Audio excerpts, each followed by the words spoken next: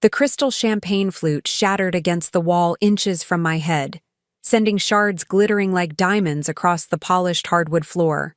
I stood frozen, watching my husband's face transform from practiced charm to unrecognizable rage in an instant. Before we jump back in, tell us where you're tuning in from, and if this story touches you, make sure you're subscribed, because tomorrow I've saved something extra special for you. "I want a divorce," Daniel hissed, his voice dropping to that hollow tone I'd documented dozens of times in my private notes. "You've been lying to us all." Around us, Seattle's elite watched in stunned silence, smartphones still raised from capturing what was supposed to be a toast to our 5th anniversary. But rather than flinch or cry, I felt a strange calm settle over me. I smiled. "Perfect timing, Daniel," I said, my voice carrying across the now silent restaurant. "You couldn't have chosen a better moment if you tried." Confusion clouded his handsome features as I reached for my purse, retrieving my phone. With the press of a button, I activated the program I'd prepared months ago. "You should all check your phones," I told the gathered crowd of witnesses. "You've just received some interesting information about the Cooper family business practices." Daniel's cousin Ryan lunged for my phone but froze as notifications began chiming throughout the room. I locked eyes with Harriet Cooper, my mother-in-law, whose perfectly composed face had gone ashen. 5 years, I said softly. That was the requirement for Daniel to access his grandfather's trust. A stable marriage for 5 years. I touched my cheek where a champagne droplet had splashed. "But attempted assault in front of witnesses tends to complicate divorce proceedings, doesn't it?" 12 hours earlier, I stood at the window of our Lake Washington mansion, watching dawn break over the water. The Seattle skyline glittered in the distance, city lights still visible against the pale morning sky. Behind me, Daniel slept soundly, unaware that today would change everything. I'd chosen my outfit the night before, a steel gray Armani suit that had cost more than my first car. The irony wasn't lost on me that I'd be wearing battle armor to my own anniversary celebration. I moved silently to the walk-in closet, the one place in our sprawling home without surveillance. Harriet had insisted on installing security measures during last year's renovation, a thoughtful gift for her beloved son and daughter-in-law. Only I knew about the tiny devices I'd discovered during a methodical sweep 3 months ago. Only I knew that I'd left them functional, but had rigged them to show loop footage whenever I needed privacy. Inside the closet, I pressed my finger against a hidden panel in the wall. It slid back silently, revealing a waterproof case containing encrypted hard drives, a backup laptop, and 2 burner phones, my insurance policy, my ammunition. For 4 years, I'd been the picture-perfect addition to the Cooper dynasty, Stanford Business School graduate, supportive wife, charity foundation board member. Seattle's society pages loved us. Harriet paraded me at every function like a prize thoroughbred. No one suspected that behind my carefully applied makeup and designer clothes, I was building a company that would eventually expose the Cooper empire for what it really was. A sophisticated criminal enterprise built on fraud, market manipulation, and psychological control. It started with inconsistencies I noticed in the family business documents, numbers that didn't add up, subsidiaries in countries with lax banking regulations. Then came Daniel's strange behavior after family meetings, more withdrawn, less decisive. The way Harriet would whisper things to him that would instantly alter his demeanor. I'd spent my early career in financial compliance before meeting Daniel. I knew what fraud looked like. I knew what psychological control looked like, too. The day I found Daniel staring catatonically at his computer after a private meeting with Ryan was the day I began my investigation in earnest. That night, I purchased my first burner phone and began documenting everything. I checked my watch, 6:30 a.m., nearly time to become Morgan Cooper again. I replaced everything, sealed the compartment, and selected a conservative outfit for the morning. I had a board meeting for Horizon Innovations, though the Cooper family had no idea I was the majority shareholder and CEO. As far as they knew, I volunteered at a tech incubator twice a week, a suitable hobby for a Cooper wife with too much time on her hands. In reality, I had built a legitimate tech company valued at $340 million, using seed money from my pre-marriage savings and a brilliant idea for supply chain optimization software that major retailers couldn't resist. Every decision, every contract, every hire had been made under my maiden name through a complex web of legal entities. Not even my employees knew who truly owned the company. They reported to a management team who believed they worked for a private equity group. As I applied my makeup, my phone buzzed with a text from Harriet. "Wear the blue Dior tonight. Daniel loves that color on you." Another command disguised as motherly advice. I texted back a grateful response, then made a mental note to wear the burgundy Valentino I'd been saving for a special occasion. Small rebellions kept me sane. I heard Daniel stirring in the bedroom. I checked my secure messaging app quickly. My contact at the SEC had confirmed receipt of the final piece of evidence I'd sent yesterday. "Moving on this next week," they'd written. "Anything else you need us to know before we proceed?" I smiled as I typed back, "One final piece coming tonight." Little did Harriet know that her elaborate anniversary party would become the Cooper family's undoing. I closed the app, erased my browsing history, and stepped out of the bathroom with a practiced smile. "Morning," Daniel said mechanically, his voice flat. He was already checking his phone, no doubt responding to messages from his mother or Ryan. Once he would have pulled me back to bed, laughing and teasing me about waking up too early. That Daniel had disappeared gradually over our 5-year marriage, replaced by this polished shell who responded to his family's signals like a trained animal. "Big day," I said lightly, straightening his tie as he dressed. "I can't believe it's been 5 years already." He nodded, not really listening. "Mother's excited about tonight. Everyone important will be there." "I'm sure they will," I replied, thinking of the guest list I'd seen on Harriet's desk, carefully curated to include only Cooper allies and business associates. Not one of my real friends had been invited. Not my mentor from Stanford, not my former colleagues. The party had been sanitized of anyone with genuine connection to me, anyone who might notice if something were to happen to the real Morgan beneath the Cooper veneer. "What are your plans today?" Daniel asked, the question automatic rather than interested. "Board meeting at the incubator, then lunch with Sophia," I said. Both true, in their way. The board meeting was for my own company, and Sophia was the only person who knew parts of my real plan, my attorney who had helped structure Horizon Innovations to be completely separate from any Cooper connections. "Don't be late getting back," he said. "Mother scheduled the hairstylist for 3. I nodded obediently, playing my role to perfection. As I gathered my things, I caught Daniel watching me with a strange expression. Not quite suspicion, not quite concern. Something else.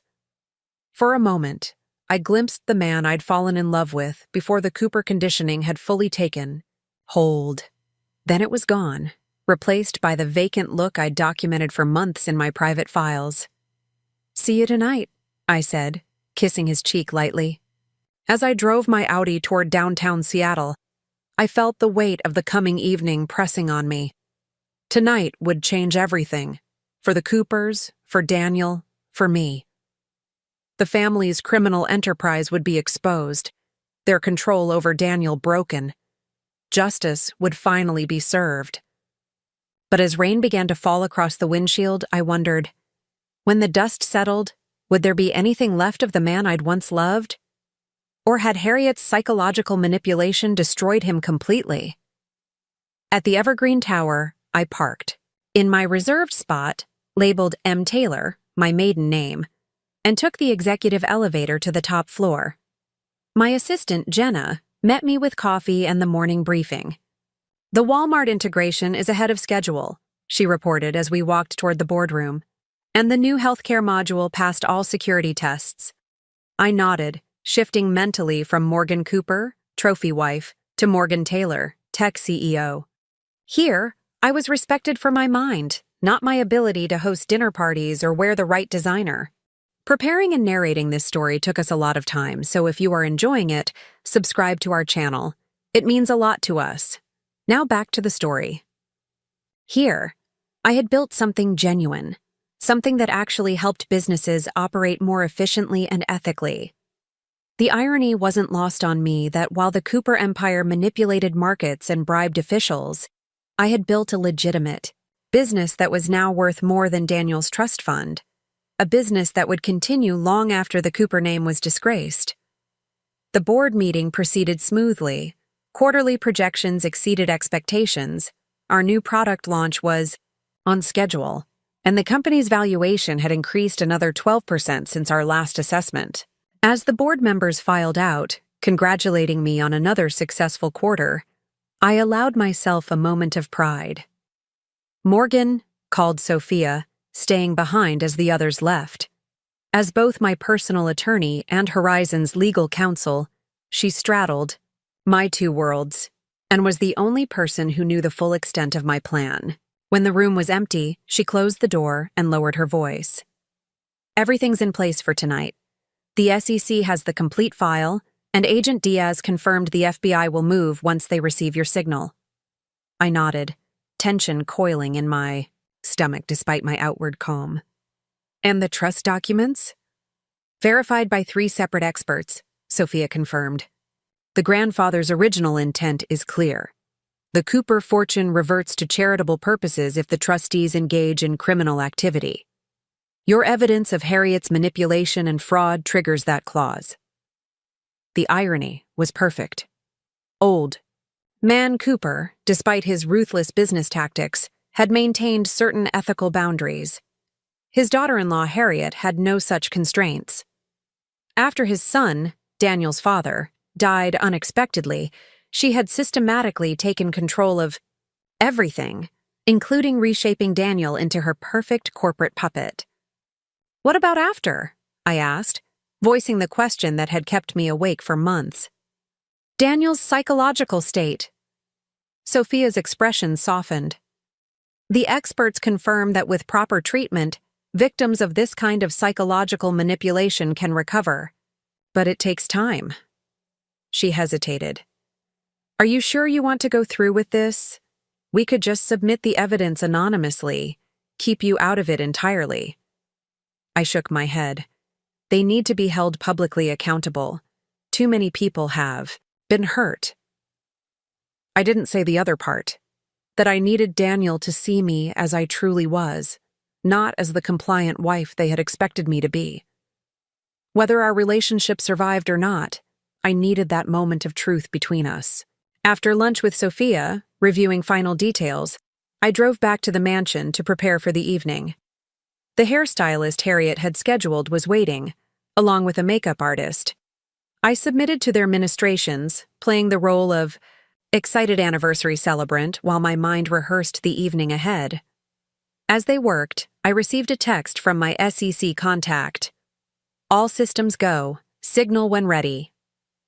I deleted it immediately, then opened my regular messages where Harriet had sent detailed instructions for the evening.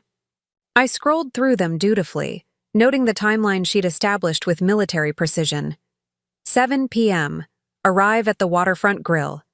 7:15 p.m., preliminary champagne toast. 7:30 p.m., seated for dinner.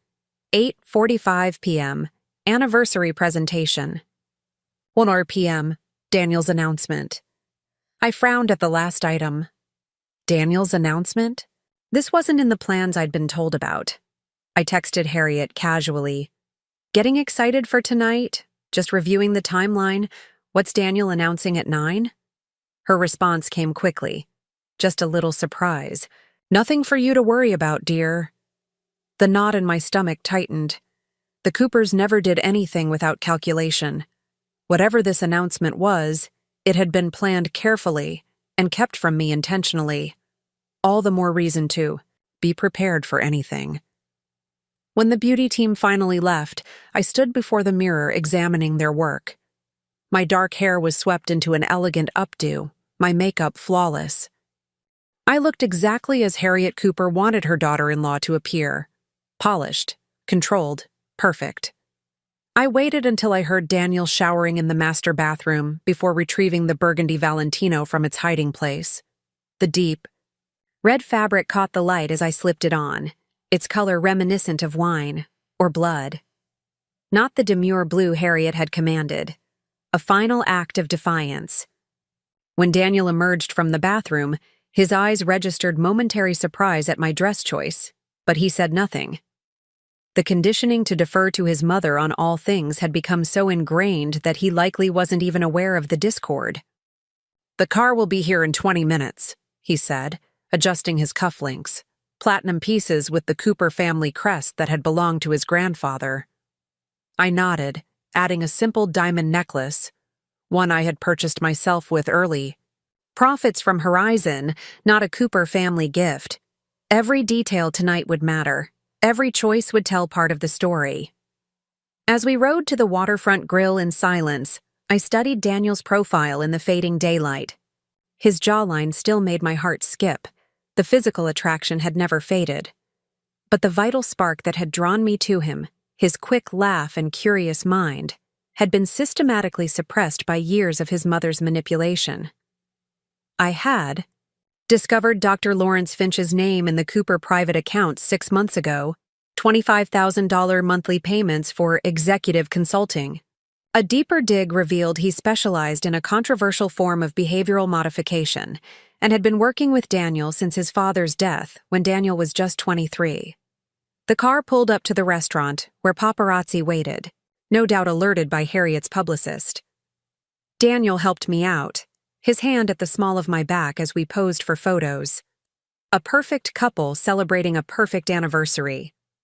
The flashbulbs caught the burgundy of my dress, making it flame against the evening sky. "Mrs. Cooper has been waiting for you," the maitre d' murmured, leading us toward the private elevator to the rooftop terrace.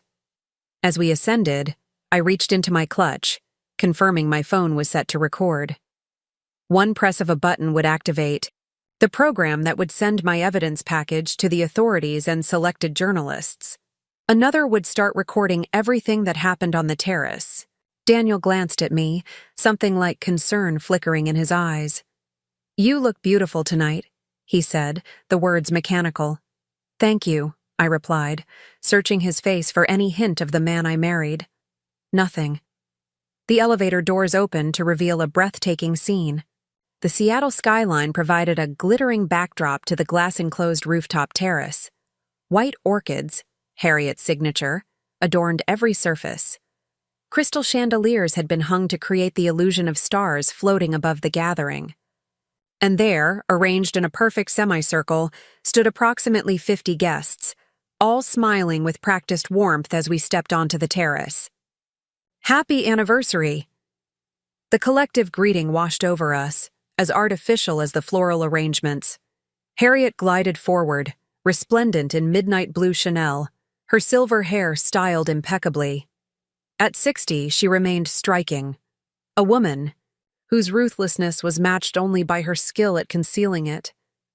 "Darling Morgan," she embraced me, her Hermes perfume enveloping me. Her lips brushed my cheek as she whispered, "Blue would have photographed better with Daniel." "I wanted to surprise everyone," I replied, matching her steel with silk. Her eyes narrowed fractionally before her social mask slipped back into place. She linked her arm through mine, leading me into the crowd. "Everyone important is here," she announced, parading me past Seattle's elite, the mayor, tech executives, bank presidents, socialites. I noted each face, mentally checking them against my files of Cooper connections. Not one of my genuine friends was present. The guest list had been sanitized of anyone with real attachment to me. "Champagne for the anniversary couple," called Ryan, appearing with 2 flutes of bubbling liquid. I accepted without drinking, noting how Ryan's eyes darted to the entrance where I spotted a silver-haired man in an impeccably tailored suit being escorted in. "Dr. Lawrence Finch." The behavioral modification specialist whose monthly invoices I had documented in my evidence file. "Excuse me," Ryan murmured, moving to intercept the doctor. A server offering canapés provided perfect cover for me to drift closer to their conversation. "Timeline has accelerated," Ryan was saying, his back to the party. "The transition needs to happen tonight." "The conditioning may not hold under stress," Finch replied, his clinical tone unmistakable even in hushed conversation. "We don't have that luxury anymore. The trust disbursement happens next week." They noticed my proximity and shifted smoothly to greetings. Finch's handshake was brief, his eyes assessing me with clinical detachment. "Mrs. Cooper, congratulations on your anniversary," he said. "You look radiant this evening." "Thank you, Dr. Finch," I replied.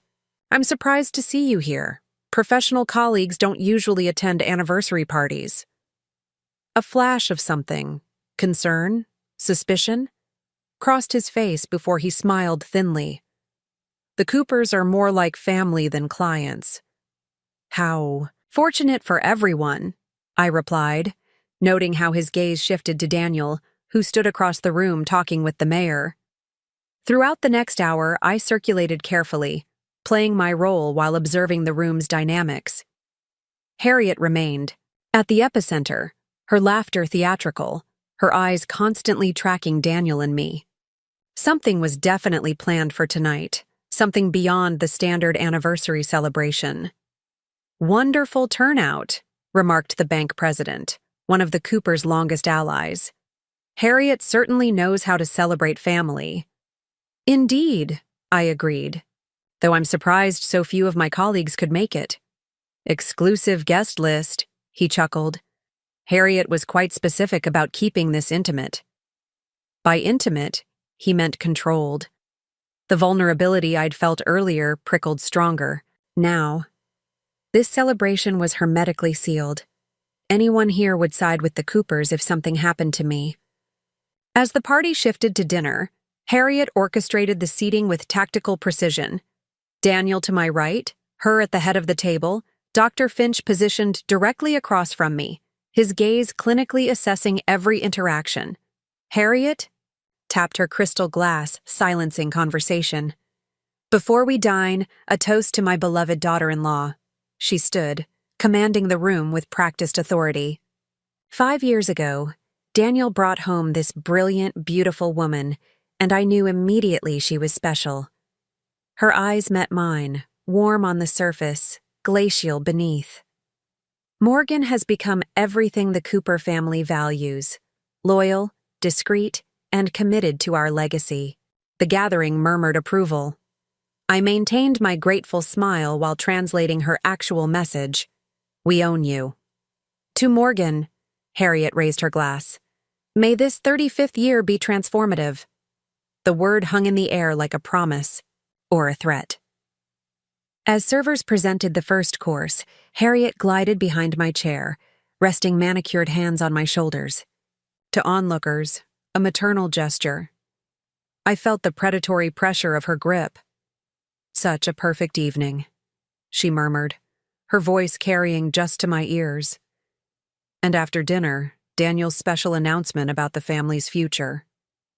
Her fingers tightened almost imperceptibly on my shoulder before she moved away, leaving behind the lingering scent of her perfume and the distinct impression of a trap about to spring. I glanced at Daniel, finding his eyes fixed on his water glass, his fingers tapping a rhythmic pattern I had documented in my notes, a behavior that always followed Harriet's private conversations with him. Whatever they had planned for tonight was accelerating. By the time dessert was cleared, tension hummed beneath the surface of the perfect celebration. Harriet nodded to the staff, who began arranging a small podium near the terrace railing, with the Seattle skyline glittering behind it. "Before coffee, we have a special presentation," Harriet announced, gesturing for Daniel to join her. As he rose mechanically, I noticed Dr. Finch shift forward slightly in his chair, watching with clinical interest. Ryan moved closer to the terrace entrance, effectively blocking it. Whatever was coming, they were positioning themselves strategically. I touched my phone in my clutch, confirming it was ready to record. The federal agents I'd been working with were on standby, waiting for my signal. Daniel took his position, at the podium, his face oddly blank. Harriet stood just behind his left shoulder, her hand resting proprietarily on his back. "Thank you all for coming to celebrate our anniversary," Daniel began, his voice flat, despite the formal words. "The past 5 years with Morgan have been—" He paused, and I saw Harriet's fingers press into his shoulder blade. A physical cue. "A necessary chapter in the Cooper legacy," he continued, the strange phrasing causing a ripple of confused murmurs. Around the terrace, phones were raised, recording the moment. Perfect. "As we move forward, changes are required," Daniel continued, his voice increasingly mechanical. "Morgan has served her purpose in the family, but her usefulness has ended." Gasps rippled through the gathering. This was not the expected anniversary speech. I remained seated, watching the scene unfold with clinical detachment, much as I imagined Dr. Finch was doing from across the table. "Investigation has revealed her disloyalty," Daniel continued, each word clearly programmed, not his own. "The Cooper family requires absolute fidelity." Harriet's smile had grown predatory as she watched me for signs of distress or shock. I gave her neither, simply taking a sip of water as Daniel continued the character assassination she had scripted. For him. "Therefore, effective immediately, I am filing for divorce on grounds of breach of trust." The silence that followed was absolute. All eyes turned to me, waiting for tears, protests, collapse. Instead, I slowly stood, smoothing the burgundy fabric of my dress. "That's quite an anniversary present, Daniel," I said, my voice carrying clearly across the terrace. "Perhaps you'd care to elaborate on this alleged disloyalty?" Harriet stepped forward. "We know about your secret meetings, Morgan. Your communications with outsiders. The documents you've accessed." I raised an eyebrow. "How thorough of you." "Daniel," Harriet snapped, her command voice emerging. She leaned close to his ear, whispering something I couldn't hear from my position. What happened next unfolded in terrible slow motion. Daniel's eyes went completely vacant, his posture rigid. He reached for his champagne glass, and with a sudden violent motion, hurled it toward my head. The crystal shattered against the wall inches from me, champagne splashing across my face and dress. "I want a divorce," he hissed, the words hollow and programmed. "You've betrayed us all." In the frozen moment that followed, I felt an almost supernatural calm settle over me. This was exactly what I had needed. Irrefutable proof of the psychological manipulation captured on dozens of phones. I smiled, reaching for my clutch. "Perfect timing, Daniel," I said clearly. "You couldn't have chosen a better moment if you tried." Confusion clouded his features as I retrieved my phone. With one press of a button, I activated the program I'd prepared months ago. My evidence package was now transmitting to the FBI, the SEC, and selected journalists. "You should all check your phones," I told the gathering. "You've just received some interesting information about the Cooper family business practices."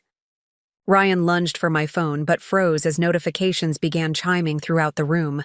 The guests, Seattle's elite who had been recording what they thought would be my humiliation, were now receiving documented evidence of the Cooper family's crimes. I locked eyes with Harriet, whose perfectly composed face had gone ashen. 5 years, I said softly. That was the requirement for Daniel to access his grandfather's trust. A stable marriage for 5 years. I touched my cheek where champagne dripped down. But attempted assault in front of witnesses tends to complicate divorce proceedings, doesn't it? The first federal agents appeared at the terrace entrance, badges displayed. Agent Teresa Diaz, my primary contact, gave me a nearly imperceptible nod as she approached Harriet. "Harriet Cooper, we have a warrant to seize all electronic devices and documents in your possession," she stated, her tone professionally neutral as she presented the paperwork. Around us, the elegant anniversary celebration had transformed into a scene of barely contained chaos. The mayor was already backing toward the exit. The bank president was frantically texting someone.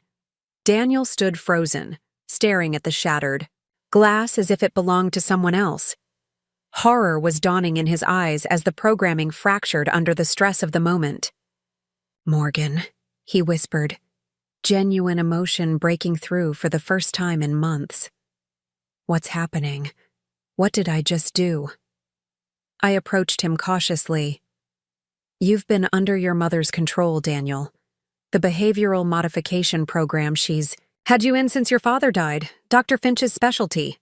Across the terrace, Finch was already in conversation with a federal agent, his clinical detachment crumbling as he calculated his legal position. "I would never throw something at you," Daniel said, his voice breaking as he looked at the shattered glass and the champagne staining my dress. "I don't understand." "I know you wouldn't," I said softly. "That's why I've spent 3 years building this case instead of simply leaving. You weren't the only victim, Daniel." Harriet, seeing her control slipping away completely, made a final, desperate attempt. "This is absurd. Daniel, tell them this woman is delusional." But Daniel was staring at Dr. Finch across the room, terrible recognition dawning. "The sessions," he murmured. "The executive coaching that always left me with headaches. The triggers you installed." His voice trailed off as memories began breaking through the conditioning. Agent Diaz approached us. "Mrs. Cooper, we'll need your statement, and Mr. Cooper will need to come with us as well, though primarily as a victim in this case." I nodded, watching as Harriet was read her rights, her empire crumbling around her. The evidence I'd gathered was no longer just files on secured servers. It was unfolding in human drama across the rooftop terrace, as years of manipulation, fraud, and control began to unravel. And as I stood there, champagne soaking my burgundy dress, I knew there was no going back. Whatever the future held for Daniel and me, the truth had finally shattered the perfect facade of the Cooper dynasty. 3 years earlier, I stood in the gleaming lobby of Evergreen Tower, clutching my business plan like a shield. The receptionist eyed me suspiciously as I approached, my department store suit a stark contrast to her designer outfit. "I have an appointment with Westlake Ventures," I said, trying to project confidence I didn't feel. "Morgan Taylor." She checked her computer, her expression shifting from dismissive to marginally more respectful. 42nd floor. They're expecting you." As the elevator ascended, I studied my reflection in its mirrored walls, mentally rehearsing my pitch. 6 months into my marriage to Daniel Cooper, I had discovered something unexpected: emptiness. Behind the glamorous facade of charity galas and society luncheons stretched endless days of meaningless activity. Harriet had made it clear that my role was to be decorative, not productive. "A Cooper wife doesn't need a career," she had told me over tea in her Medina estate, her tone leaving no room for discussion. "Your job is supporting Daniel and representing the family appropriately." The elevator doors opened onto the offices of Westlake Ventures, one of Seattle's premier venture capital firms. I had secured this meeting through a former Stanford classmate, carefully ensuring no connections to the Cooper family. "Morgan Taylor?"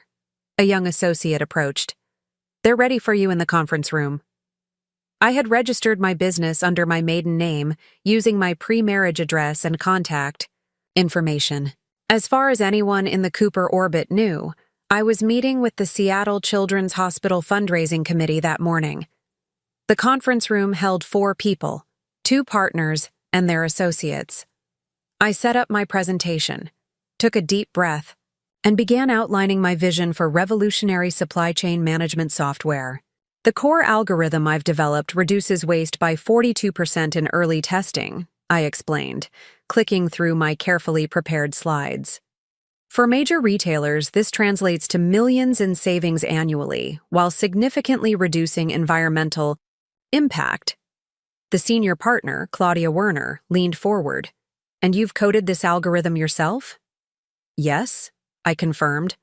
I majored in computer science at Stanford before doing my MBA. This project combines both skill sets. What I didn't mention was that I'd been developing the algorithm during lonely nights at the Cooper mansion, while Daniel attended executive strategy sessions with his mother and cousin. I didn't mention that I'd built the prototype using a laptop purchased with cash and kept hidden in my personal gym locker downtown. After 40 minutes of questions, Claudia dismissed her associates and leaned back in her chair. Your proposal is compelling, Ms. Taylor, but I'm curious. Aren't you married to Daniel Cooper? Why not seek funding through Cooper Ventures? My heart stuttered. This was the moment I'd prepared for. I prefer to succeed or fail on my own merits, I replied smoothly. Family connections create complicated expectations. She studied me for a long moment. Fair enough. But I should disclose that Westlake occasionally partners with Cooper Holdings on larger investments. I understand, I said carefully. However, I'd request confidentiality regarding my involvement. I'd prefer my name not appear in any public documents. If that's a problem, I'll seek funding elsewhere. Claudia's eyes narrowed with interest rather than suspicion. It's unusual, but not unprecedented. We can structure the investment through a management company with you as the anonymous principal. She paused. Though I have to ask, does your husband know about this venture? My husband respects my independence, I lied smoothly. But his family is more traditional. They wouldn't understand a Cooper wife having business interests. I smiled apologetically. Family dynamics can be complicated. Understanding flickered in Claudia's eyes, the universal recognition of powerful family politics. I'm familiar with complicated family dynamics, Ms. Taylor. We can accommodate your privacy requirements. 2 weeks later, I received the call. Westlake was offering $2 million in seed funding. The journey of Horizon Innovations had begun. Walking into our Beacon Hill home that evening, I maintained the same carefully composed expression I'd perfected over months of marriage. Daniel greeted me with a distracted kiss, already dressed for another dinner with Seattle's elite. How was your day? He asked, the question automatic rather than interested. Productive, I replied truthfully. The hospital committee has some interesting fundraising ideas. He nodded absently, checking his watch. Mother's expecting us at 7. The Richardsons will be there. Their foundation might be a good partnership opportunity for your committee. I smiled and headed upstairs to change, the secret knowledge of my funding round humming through me like electricity. This was just the beginning. Over the next 6 months, I built my company with methodical precision. I rented a small office in Pioneer Square under the management company's name and hired a skeleton staff, developers and product managers vetted through non-Cooper connections. I scheduled charity meetings during business hours and worked late into the night from my hidden laptop. The prototype exceeded even my ambitious expectations. Early beta tests with a mid-sized grocery chain showed dramatic improvements in inventory management and waste reduction. By our 6-month development milestone, 3 major retailers had signed letters of intent. That same week, I discovered the first discrepancy in the Cooper family finances. It was an innocent enough beginning. Daniel had asked me to retrieve some documents from his home office for a board meeting. As I searched through his files, I noticed a folder labeled Osaka Project, Confidential. Curious, I opened it to find financial statements for a subsidiary I'd never heard mentioned at family dinners. The numbers immediately caught my attention. The profit margins were impossibly high for the stated business: electronic component, manufacturing. I'd studied enough business cases to recognize when figures didn't align with industry standards. I took photos of the documents with my personal phone before replacing everything exactly as I'd found it. That night, after Daniel had fallen asleep, I analyzed the numbers in the bathroom with the shower running to mask any sounds. The Osaka subsidiary appeared to be moving approximately $30 million annually, through a series of transactions that made little business sense. Money flowed in from legitimate Cooper enterprises and out to numbered accounts in the Cayman Islands. This wasn't just aggressive tax planning. This had all the hallmarks of money laundering. I sat on the bathroom floor, my mind racing. Was this an isolated issue, a rogue executive, or something more systematic? The Cooper empire spanned dozens of businesses across multiple industries. If this pattern existed elsewhere. The next morning, I called Sophia Wright, my attorney from pre-Cooper days, and the only person I still trusted implicitly. We met at a coffee shop downtown, far from Cooper haunts. "I need completely confidential legal advice," I said after we'd exchanged pleasantries. Hypothetically speaking, if someone discovered financial irregularities in a family business, what would their legal obligations be? Sophia's expression remained neutral, but her eyes sharpened. Hypothetically, it would depend on their role in the company and the nature of the irregularities. Are we talking accounting errors or actual crimes? Potentially the latter. Money moving through shell companies, unusual profit margins, offshore accounts. She sipped her coffee before responding. If they're not an officer of the company, they might not have a legal obligation to report, but they should be careful about becoming an accessory after the fact. She paused. This hypothetical person, do they have any documentation? I nodded slightly. Beginning to, not enough to draw conclusions yet. Then I'd advise them to proceed with extreme caution. Powerful families protect themselves aggressively. Her voice lowered. And if this hypothetical situation involves who I think it might, they're known for being particularly ruthless with perceived threats. On my drive back to the Cooper mansion, I made a decision. I would continue building my company as planned. That would be my financial independence, my legitimate achievement.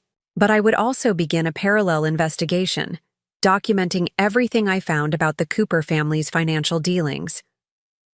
I wasn't sure what I would do with the information yet, but knowledge was power, and I had lived too long feeling powerless in the gilded cage of my marriage. The opportunity to expand my investigation came unexpectedly the following month. Harriet hosted her annual charity gala at the Cooper estate, bringing together Seattle's wealthiest families and the politicians they influenced. During dinner, I overheard a conversation between Ryan and a state senator I'd seen at several family events. "The zoning commission won't be an issue," the senator was saying quietly. "I've spoken with Peterson. He understands the importance of the development moving forward without environmental reviews." Ryan nodded, sliding a small envelope across the table. "The campaign contribution we discussed. I'm sure the Cooper family's support will be valuable. In the upcoming election cycle," I maintained my pleasant expression while cataloging the exchange. Later that night, I researched the zoning commission and discovered the Coopers had a major commercial development planned in a sensitive wetland area, a project that would normally require extensive environmental review. The pieces were beginning to connect. Money laundering, political bribes, regulatory evasion. The Cooper empire wasn't just wealthy, it was corrupt to its core. As my company grew, so did my secret investigation. I created an encrypted database of suspicious transactions, political connections, and regulatory coincidences. I recorded dates, times, and participants in conversations that crossed ethical and legal lines. I purchased a waterproof case and secured it in the hidden compartment I'd built in my closet, the one place I was certain wasn't under surveillance. Inside, I kept hard drives with encrypted backups, burner phones, and cash for emergencies.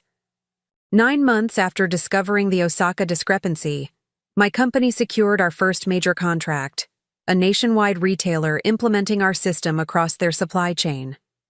The initial license fee alone was $12 million. Horizon Innovations was no longer just a promising startup. We were a legitimate player in enterprise software. The same week, I discovered something far more disturbing than financial crimes within the Cooper empire. Daniel had been acting increasingly erratic, withdrawn one moment, aggressively confident the next. After family meetings, he would return, with altered speech patterns and decision-making abilities. I began documenting these changes, creating a timeline of behavioral shifts. The breakthrough came during the Cooper Holdings annual retreat at their Lake Chelan compound. I had excused myself from an afternoon boat excursion, claiming a migraine. While the family was out on the lake, I used the opportunity to access Harriet's private study, a room that was normally kept locked. Inside, I found financial records similar to those I'd been tracking, but also something unexpected: medical files for Daniel dating back to his father's death 7 years earlier. The files referenced cognitive restructuring and behavioral alignment protocols overseen by Dr. Lawrence Finch.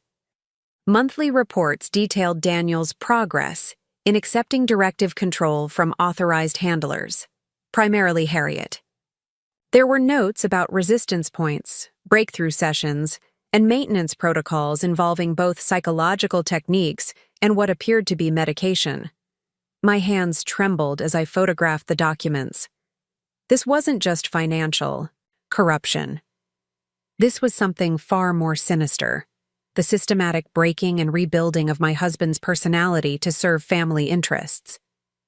I remembered how different Daniel had been when we first met: passionate about architectural photography, often challenging his mother's business decisions, talking about traveling the world together. Those qualities had gradually disappeared, replaced by compliance and corporate focus. I had attributed the changes to natural maturation and business pressures. Now I understood the horrifying truth. The man I married had been systematically erased and reprogrammed through sophisticated psychological manipulation. That night, as Daniel slept beside me, I studied his face in the dim light filtering through the windows. Somewhere beneath the programmed responses and conditioned behaviors was the man I had fallen in love with. A man who had dreams beyond the Cooper legacy. A man who had been taken from me as surely as if he had died. In that moment, my mission changed. This was no longer just about building my own success or even exposing financial crimes. This was about justice for Daniel and anyone else damaged by the Cooper family's ruthless pursuit of power and control. The next morning, I called Sophia from a burner phone while walking alone on the compound's extensive grounds. "I need to speak with someone from the FBI," I said without preamble. "And the Securities Exchange Commission. I have evidence of serious financial crimes and something worse." "Morgan," Sophia's voice turned grave, "are you certain about this? Once you start down this road—" "I'm certain," I replied, watching Harriet and Ryan on the terrace in the distance, heads bent together, in conversation. "But I need time to gather more evidence, enough that they can't make it disappear." "I have contacts," Sophia said after a pause, "but you need to be extraordinarily careful. If they suspect you're investigating them—" She didn't need to finish. The thought. We both knew what powerful families did to threats. Back in Seattle, I approached my company's board with a proposal for accelerated expansion. With our initial success, we needed additional capital to scale operations and development. The board approved a Series B funding round that valued Horizon Innovations at $85 million just 18 months after our seed round. I used the business success to justify more time away from Cooper obligations, claiming meetings with investors and clients. In reality, I was building my case against the Cooper empire, piece by carefully documented piece. I met with Agent Teresa Diaz of the FBI's white-collar crime division at a hotel in Portland, far enough from Seattle to avoid accidental discovery. Sophia had vetted her thoroughly, confirming her reputation for integrity and her history of successfully prosecuting influential figures. "What you're describing is a RICO case," Agent Diaz said after I'd outlined my findings. "Racketeering, conspiracy, fraud, bribery, possibly even human trafficking if the behavioral modification involves coercion.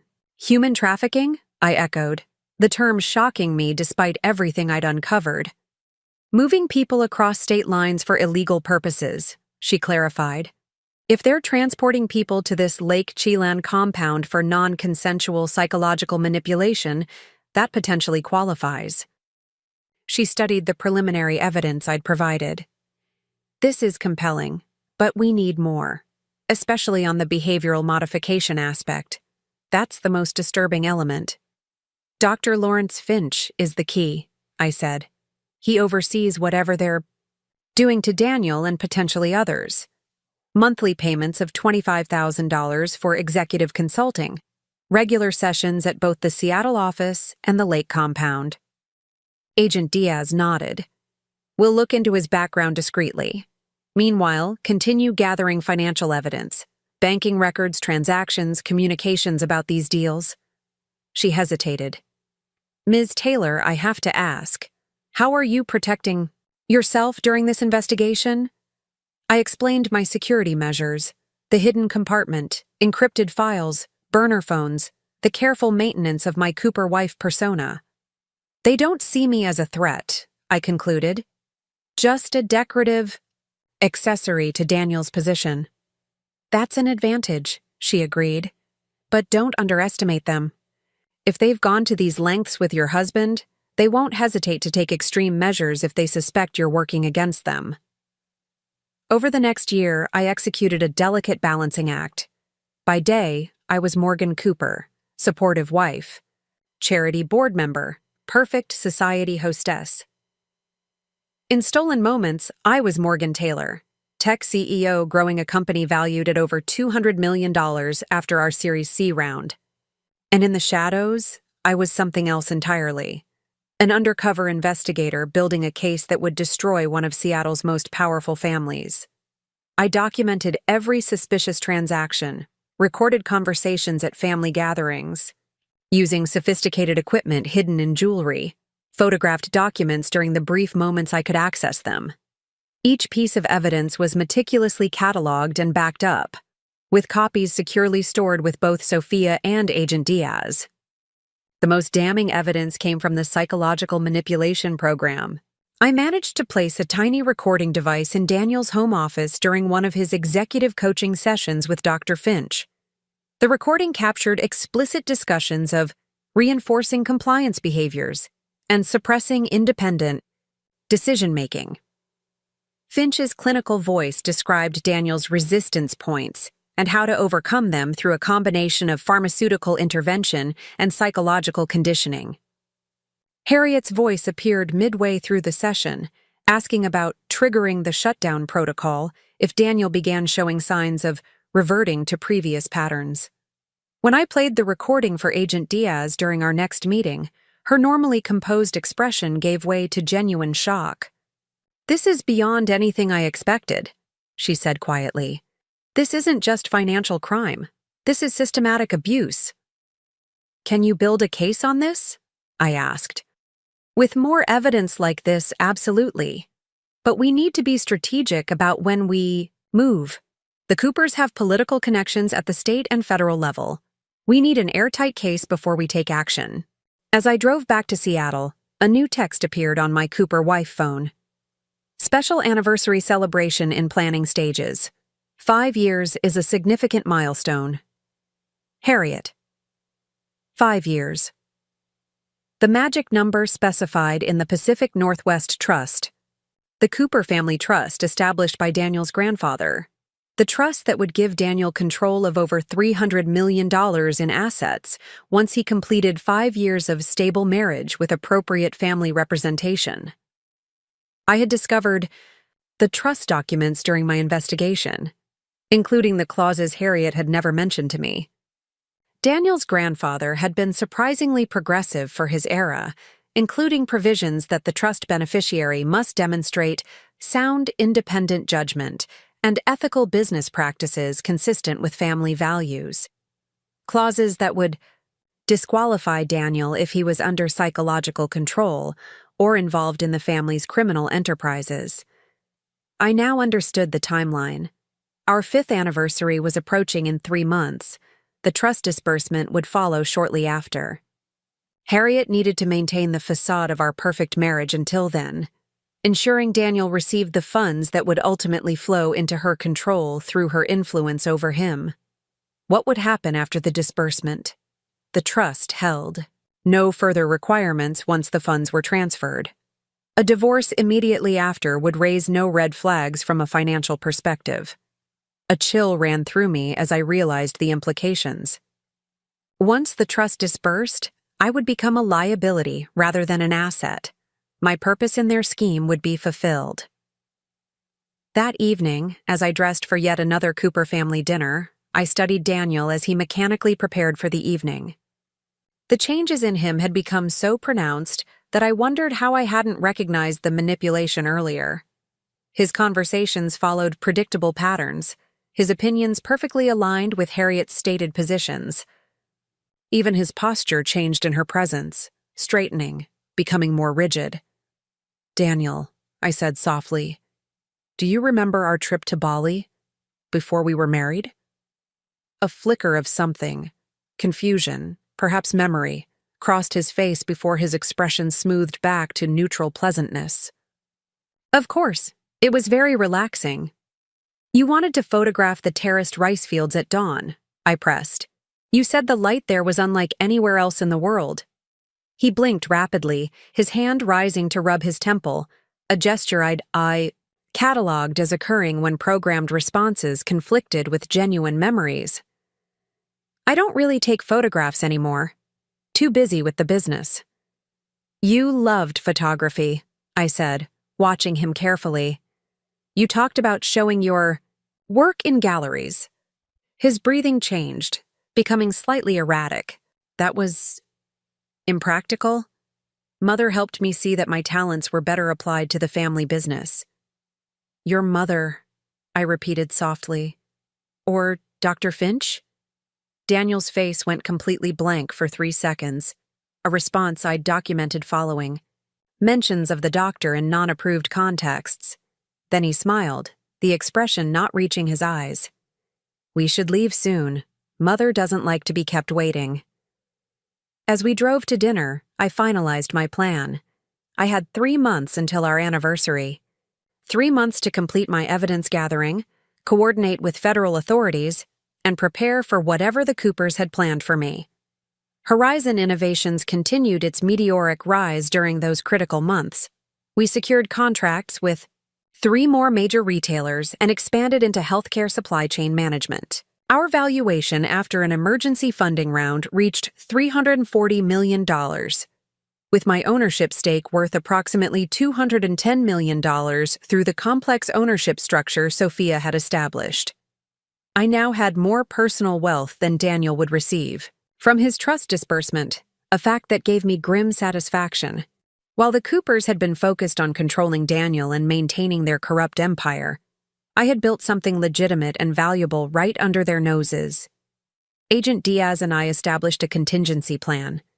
If anything happened to me, a comprehensive evidence package would automatically be sent to multiple federal agencies and news outlets. I wore a medical alert bracelet that monitored my vital signs and would trigger if they indicated distress or ceased altogether. "We're almost ready to move," Agent Diaz told me during our final meeting before the anniversary. "But the psychological manipulation evidence is the most compelling and disturbing component. If we could document an actual triggering event." I understood what she was suggesting. "You need to see it happen. The conditioning in action." She nodded reluctantly. "It would make the case irrefutable. But I'm not asking you to put yourself at risk." "What if they're planning something at the anniversary celebration?" I mused. "Harriet has been unusually involved in the planning, insisting on controlling every detail. If you suspect they might trigger Daniel at the event, we need to have agents in position," Diaz said. "Not just for evidence collection, but for your safety." On the morning of our anniversary, I stood at the window of our Lake Washington mansion, watching dawn break over the water. In a few hours, I would attend my company's board meeting as Morgan Taylor, CEO. That evening, I would attend my anniversary celebration as Morgan Cooper, wife, potentially for the last time. I didn't know exactly what Harriet had planned, but I had prepared for every contingency I could imagine.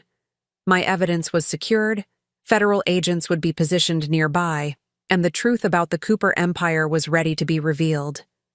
As I watched the sunrise paint the water in shades of gold and crimson, I felt strangely calm. Whatever happened that night would set events in motion that could not be stopped. The empire built on corruption and control would face justice. Daniel stirred in the bed behind me. For a moment, watching him in the soft morning light, I allowed myself to remember the man I had fallen in love with, before the manipulation had turned him into someone else entirely. I wondered if that man still existed somewhere beneath the programming, and if he could ever be recovered. That was a question for another day. Tonight, I had an empire to bring down. As I turned from the window, my phone buzzed with a text from Harriet. "Special announcement tonight at 9 p.m. Make sure Daniel is properly prepared." The final confirmation I needed. Whatever they had planned, it would happen at 9 p.m. I sent a pre-arranged code to Agent Diaz, confirming the timing. Tonight, the perfect facade would shatter, and the truth would finally be exposed. The waterfront grill shimmered against the darkening Seattle skyline, its glass and steel architecture capturing the last rays of sunset. I watched from the town, car as we approached, mentally cataloging every detail of the evening ahead. The restaurant had secured the entire rooftop terrace for our anniversary celebration. Impossible for normal patrons with its 3-month waiting list, but trivial for the Cooper name. "Mrs. Cooper." The valet's deference was instant as our car pulled up. "The family has already arrived." Of course they had. Harriet would have ensured she was in position well before our entrance. Control of the narrative began with controlling the space. Daniel helped me from the car, his movements precise but empty of genuine emotion. He hadn't commented on my burgundy Valentino, the silent rebellion against Harriet's blue directive. 5 years ago, he would have noticed immediately, perhaps whispered appreciatively in my ear, or traced his fingers along the fabric at my waist. Tonight, he registered nothing beyond his programmed tasks. "Ready?" he asked, offering his arm, mechanically. I smiled, slipping into the role I'd perfected. "Of course, darling." The private elevator ascended smoothly to the rooftop. I used those seconds to center myself, feeling the weight of my phone in my clutch purse, knowing that one button press would activate the evidence distribution protocol and alert Agent Diaz to move in. Everything I'd built over years, both my company and my case against the Coopers, reached its culmination tonight. "You seem tense," Daniel observed, but the observation lacked genuine concern. It was a programmed response to detected physical cues, a simulation of empathy rather than the real thing. "Just excited," I replied, studying his profile in the elevator's soft lighting. It's not every day we celebrate 5 years of marriage. 5 years. The magic threshold for the trust disbursement that had driven everything. Our courtship, our wedding, Harriet's elaborate performance of maternal affection, all building to this moment when Daniel would gain access to over $300 million in family assets that Harriet intended to control through her psychological hold over her son. The elevator doors opened onto a breathtaking scene. The glass-enclosed rooftop showcased panoramic views of Elliott Bay and the Olympic Mountains beyond, now fading into twilight shadows. White orchids, Harriet's signature flower, adorned every surface. Crystal chandeliers hung from invisible wires, creating the illusion of stars suspended over the gathering. A string quartet played subtle classical music in the corner. And positioned with military precision throughout the space were approximately 50 guests, Seattle's power elite, carefully selected by Harriet to witness whatever spectacle she had orchestrated for tonight. "Happy anniversary!" The collective greeting washed over us as we stepped onto the terrace. I cataloged the faces: the mayor, 2 state senators, Tech executives, bank presidents, real estate developers. Not one person I'd consider a genuine friend. Not one person who wasn't connected to the Cooper business interests. Harriet glided forward, resplendent in midnight blue Chanel, her silver bob gleaming under the chandeliers. At 62, she remained striking, a woman whose ruthlessness was matched only by her skill at concealing it. "Morgan, darling," she embraced me, air-kissing near my cheek, her Hermes perfume enveloping me like chloroform. "You look vibrant," she said, registering my burgundy rebellion with narrowed eyes before her social mask slipped back into place. Though blue photographs so much better for family portraits. "I wanted to surprise everyone," I replied, matching her steel with silk. Her eyes flashed, the first authentic response I'd seen from her in months. "You certainly have a talent for surprises." The comment carried a subtle threat, quickly masked as she linked her arm through mine. "Everyone important is here tonight. We've so much to celebrate." She led me through the crowd, a victory parade for her social triumph, the continued alliance between the Cooper fortune and the perfectly groomed wife she'd selected for her son. I smiled and greeted each person with practiced warmth, cataloging their associations with Cooper business interests in my mental database. Bank President Gordon Mitchell, whose institution had approved unusual loans for Cooper developments without standard due diligence. State Senator Elliott James, who had pushed through regulatory exemptions for 3 Cooper projects after receiving substantial campaign contributions. Judge Patricia Coleman, who had ruled favorably in 2 Cooper lawsuits under questionable circumstances. Not colleagues or friends, accomplices. "Champagne for the anniversary couple." Ryan appeared at my elbow with 2 crystal flutes. Daniel's cousin and the family's legal fixer had been unusually present in recent weeks. His Harvard-educated drawl stretched thin over something urgent whenever he spoke to Harriet or Dr. Finch. I accepted without drinking, noting how Ryan's eyes darted to the entrance where a silver-haired man in an impeccably tailored charcoal suit was being escorted in. Dr. Lawrence Finch had arrived, the architect of Daniel's psychological prison and a crucial piece of evidence in the federal case I'd been building. "Excuse me?" Ryan murmured, moving to intercept the doctor. A server offering canapes provided perfect cover for me to drift closer to their conversation. "Timeline has accelerated," Ryan was saying, his back to the party. "The announcement needs to happen tonight, before complications arise."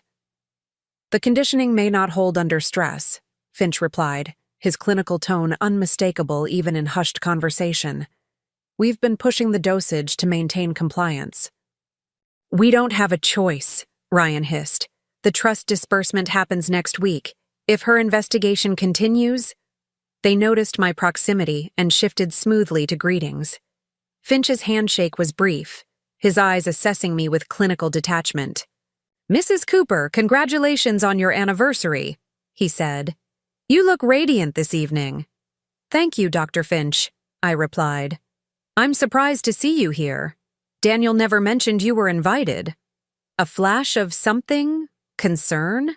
Calculation? Crossed his face before he smiled thinly. "The Coopers are more like family than clients. I've been working with Daniel for years on executive performance optimization." "Performance optimization," I repeated, letting the words hang between us. "Fascinating work, I imagine." He shifted slightly, professional discomfort bleeding through his composure. "It's a specialized field." "I'm sure it is," I agreed pleasantly. "The techniques must be quite progressive to achieve such dramatic results." His eyes narrowed fractionally. "Each client has unique needs. And unique responses to treatment," I added, maintaining eye contact until he looked away first. As I moved through the party over the next hour, I felt Harriet's gaze, following me, calculating my every interaction. Something in my conversation with Finch had unsettled them both. Perhaps the recognition that I wasn't as oblivious as they'd assumed. I checked my phone discreetly, confirming that Agent Diaz and her team were in position. 3 agents had secured service positions within the restaurant staff, with backup units and vehicles nearby. Everything was ready. "Morgan, darling." Amanda Richardson, wife of a major Seattle developer, approached with practiced warmth. "5 years with Daniel. You must be so proud of everything the family has accomplished." The emphasis on family rather than marriage was telling. In their world, the Cooper dynasty was the achievement, the personal relationship merely a vehicle for business advancement. "It's been an enlightening 5 years," I replied carefully. "Harriet has been singing your praises," Amanda continued.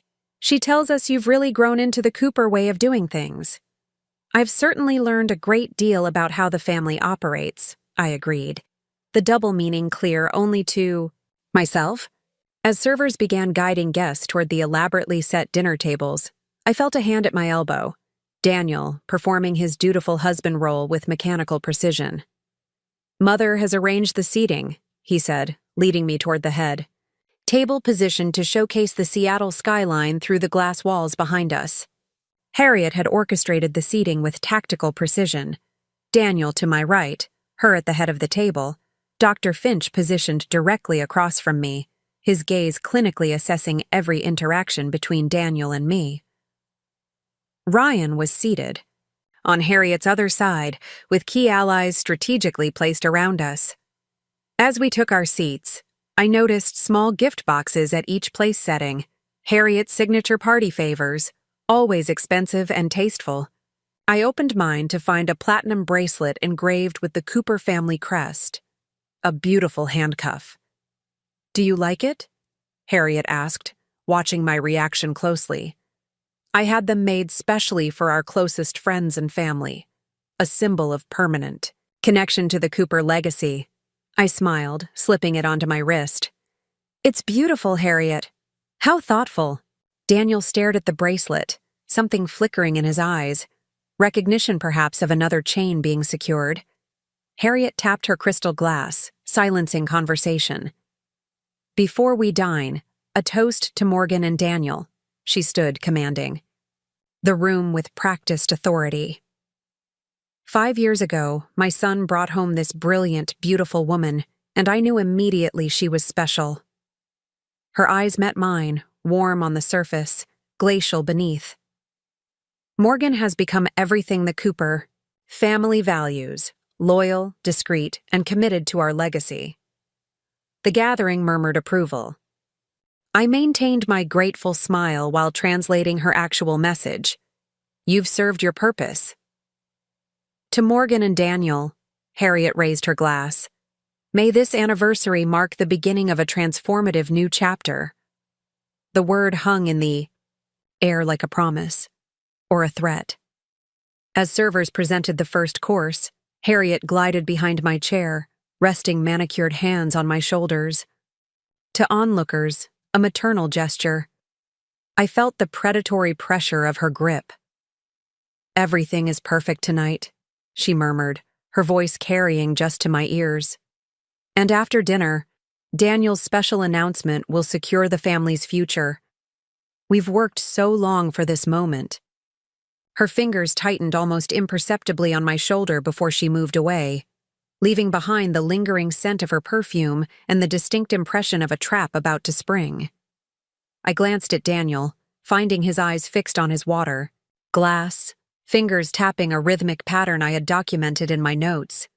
A behavior that always followed Harriet's private conversations with him. Whatever they had planned for tonight was accelerating. Throughout dinner, I maintained my role flawlessly. The attentive wife, the grateful daughter-in-law, the perfect Cooper accessory. I engaged in pleasant conversation with the bank president about Seattle's housing market, discussed charity initiatives with the mayor's wife, laughed at a state senator's carefully rehearsed jokes. All while watching the clock approach 9 o'clock, Harriet's designated time for Daniel's announcement. At precisely 8:45, servers cleared the dessert plates, and staff began arranging a small podium near the terrace railing, with the Seattle skyline glittering behind it. The string quartet stopped playing, and the lighting shifted subtly, focusing attention on the podium area. Harriet nodded to the waitstaff, who began pouring champagne for a toast. Perfect staging for whatever theater she had scripted. Before coffee, we have a special presentation, Harriet announced, gesticulating for Daniel to join her at the podium. As he rose mechanically, I noticed Dr. Finch shift forward slightly in his chair, watching with clinical interest. Ryan moved closer, to the terrace entrance, effectively blocking it. Whatever was coming, they were positioning themselves strategically. I touched my phone in my clutch, confirming it was ready to record. The federal agents I'd been working with were in position, waiting for my signal.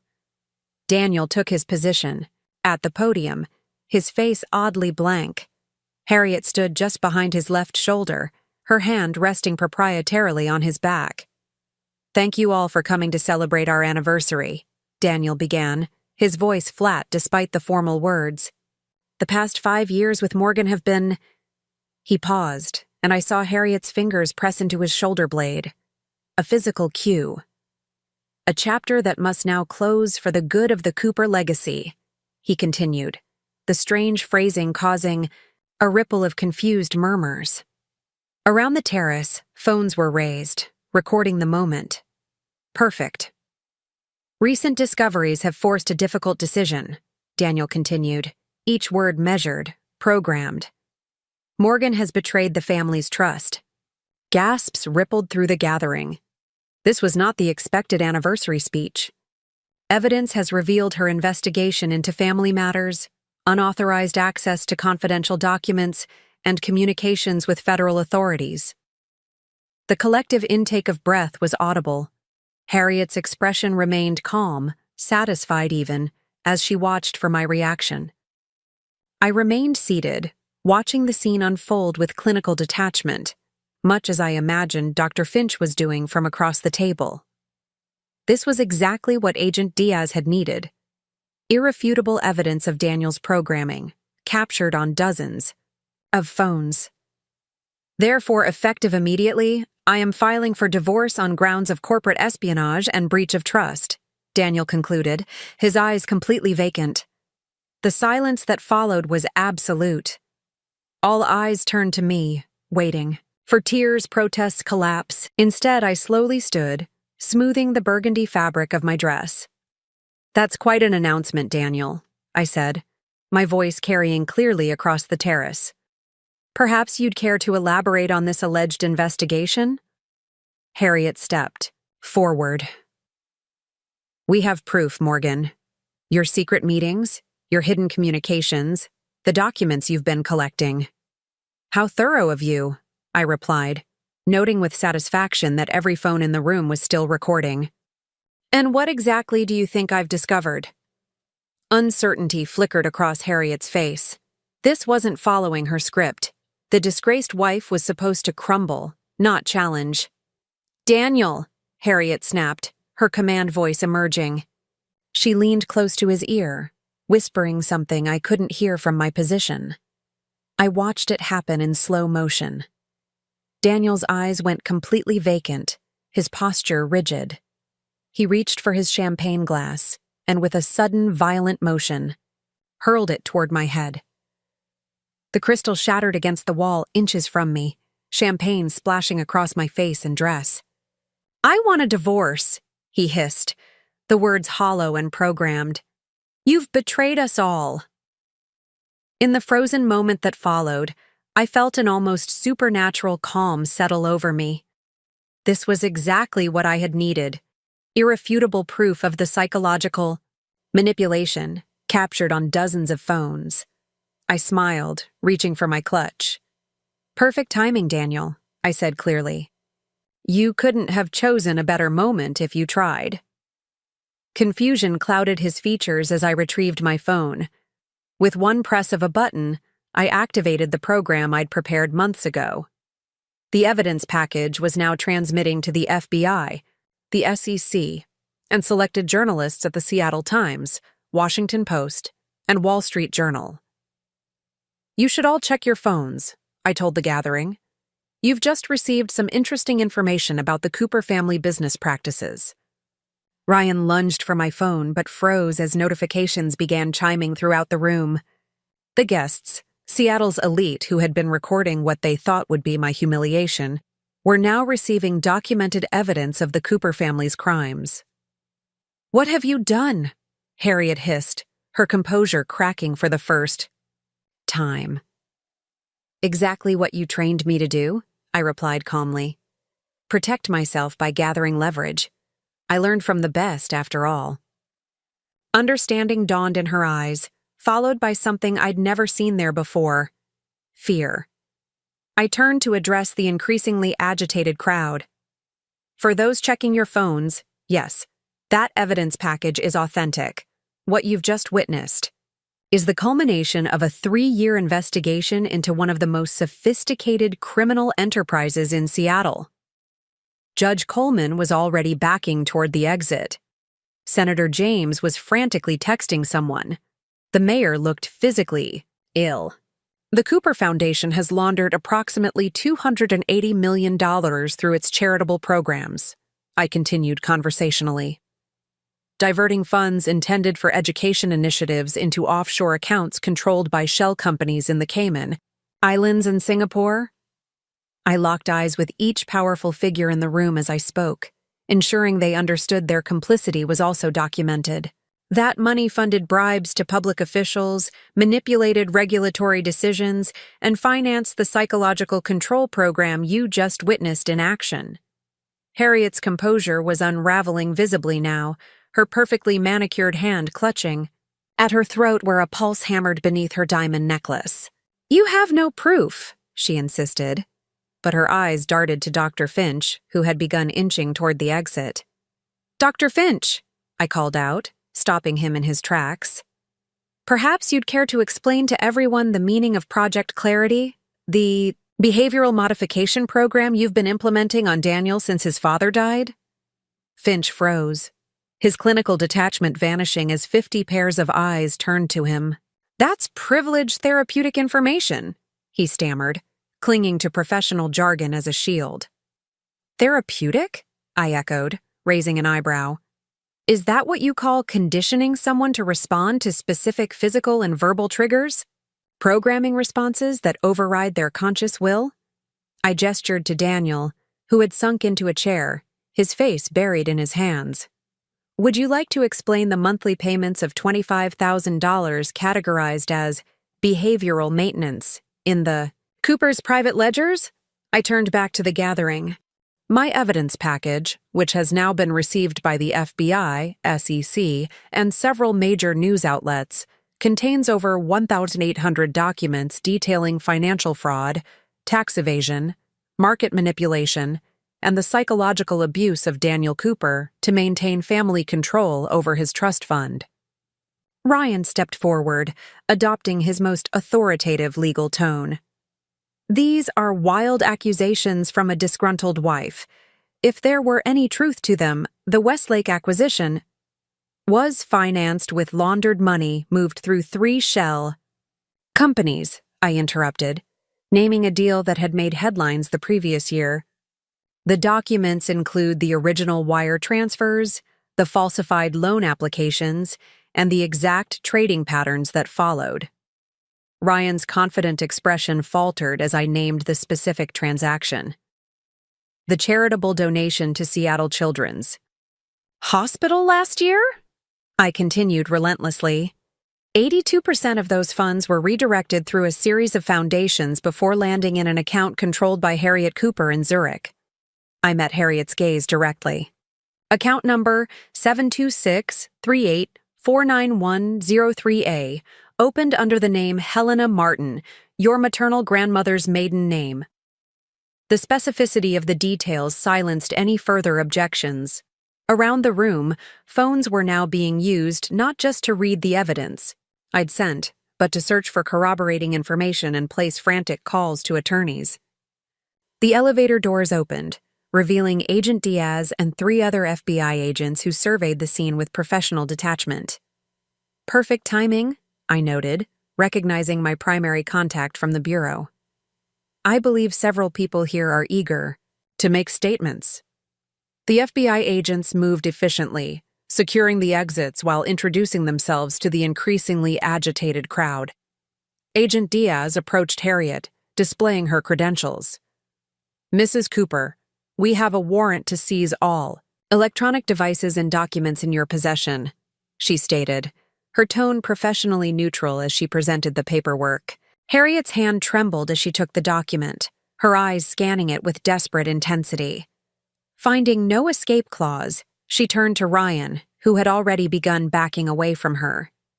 "This is absurd," she insisted, but her voice had lost its authoritative edge. "Do you know who I am, who we are?" "That's precisely why we're here, Mrs. Cooper," Agent Diaz replied calmly.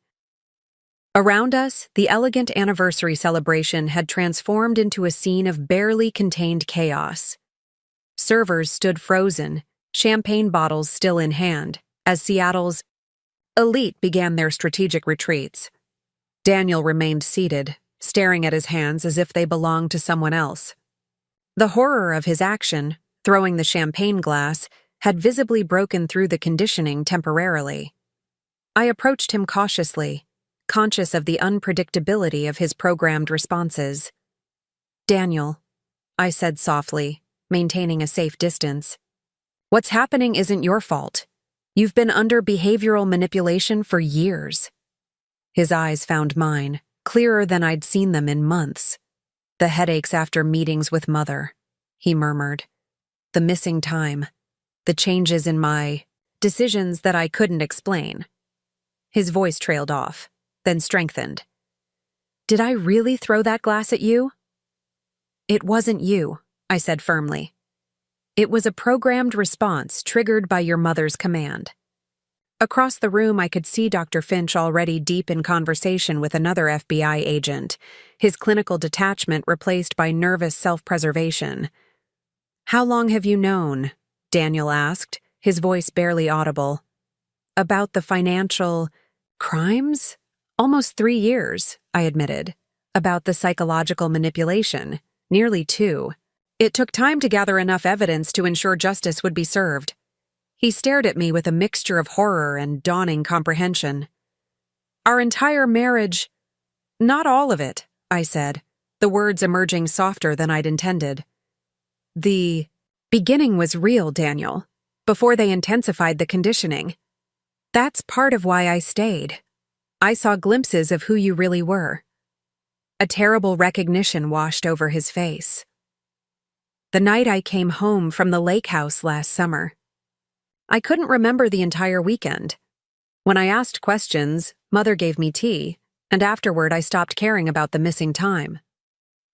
He looked up at me, genuine anguish breaking through. "What else have they made me do?" Before I could answer, Agent Diaz approached us. "Mr. Cooper, we'll need to take a statement from you as well, though primarily as a victim in this case." Daniel nodded, his movements less mechanical now that the immediate effects of Harriet's trigger had faded. "I'll cooperate fully. I want to understand what they've done to me." Across the terrace, Harriet was being formally read her rights, her posture still regal despite everything crumbling around her. Ryan was negotiating with another agent, his legal mind already calculating the benefits of early cooperation. Dr. Finch sat alone at a table, writing what appeared to be a detailed statement. The perfect anniversary celebration had transformed into the beginning of the Cooper Empire's downfall. Years of manipulation, fraud, and psychological control were being exposed in real time, under the same crystal chandeliers that had been hung to celebrate their continuing dominance. As I watched Seattle's power elite distance themselves from the unfolding scandal, I felt an unexpected emotion surface. Not triumph or vindication, but a profound sadness for Daniel.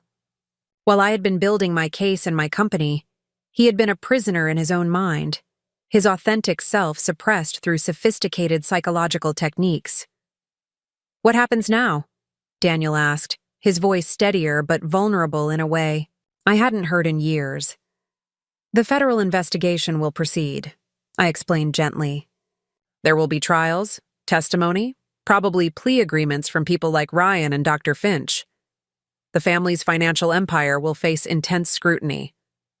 And me? He asked, the question hanging between us. You'll need specialized treatment. To address the psychological manipulation, I said honestly. There are experts who work with victims of this kind of control. It takes time, but recovery is possible. Around us, the FBI continued methodically documenting the scene, collecting statements and securing evidence. Seattle's most powerful family was being dismantled piece by piece, their crimes exposed to the harsh light of justice. And in that chaos, I made my choice. Despite everything, the years of deception, the glass thrown in anger, the trust that had been irrevocably broken, I couldn't simply abandon Daniel to face the aftermath alone. I can help you understand what they did, I offered, surprising myself. I've documented the techniques, the triggers. It might help with your recovery. Daniel looked up, vulnerability and hope warring with shame in his expression. After what I did to you tonight, why would you help me? I touched my face where champagne had dried in sticky trails. Because unlike your family, I can distinguish between the puppets and the puppeteers. Around us, the Cooper Empire continued its spectacular implosion. Years of corruption and control exposed to the world they had so carefully manipulated. But amid the ruins, a spark of authentic human connection had survived, offering the possibility of healing after devastation. The night was far from over, but the path forward had become clear. Justice would be served, truth would prevail, and perhaps, in time, genuine recovery might be possible. Not just for Daniel, but for everyone damaged by the Cooper family's toxic legacy of manipulation and control. 3 months after the anniversary celebration, I sat in the federal courthouse watching Harriet Cooper enter in handcuffs. Gone were the designer clothes and perfect makeup, replaced by a prison-issued jumpsuit. Still, she held her head high, refusing to acknowledge the spectators who had come to witness the matriarch's downfall. The courtroom was packed with journalists, former business associates, and most importantly, others who had been victimized by the Cooper family over decades. Some I had found through financial records, others had come forward after the initial reports broke. Each carried their own story of manipulation, coercion, or financial destruction. All rise, the bailiff called as Judge Matsunaga entered, not Judge Coleman, who had recused herself immediately after my anniversary revelation and was now under investigation herself for her role in several questionable Cooper judicial outcomes. The proceedings moved with the inexorable rhythm of justice finally unleashed. The prosecution presented evidence meticulously organized from my files and substantially expanded through the federal investigation that followed.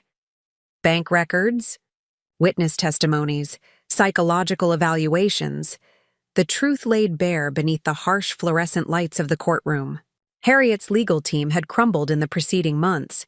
Ryan Cooper had turned state's evidence almost immediately, prioritizing self-preservation over family loyalty. The prominent defense attorneys initially retained had withdrawn one by one as the depth of the evidence became clear. Now she sat beside a court-appointed defender who seemed overwhelmed by the case's complexity. During a recess, Mark Chen, one of the forensic accountants assigned to the case, approached me in the hallway.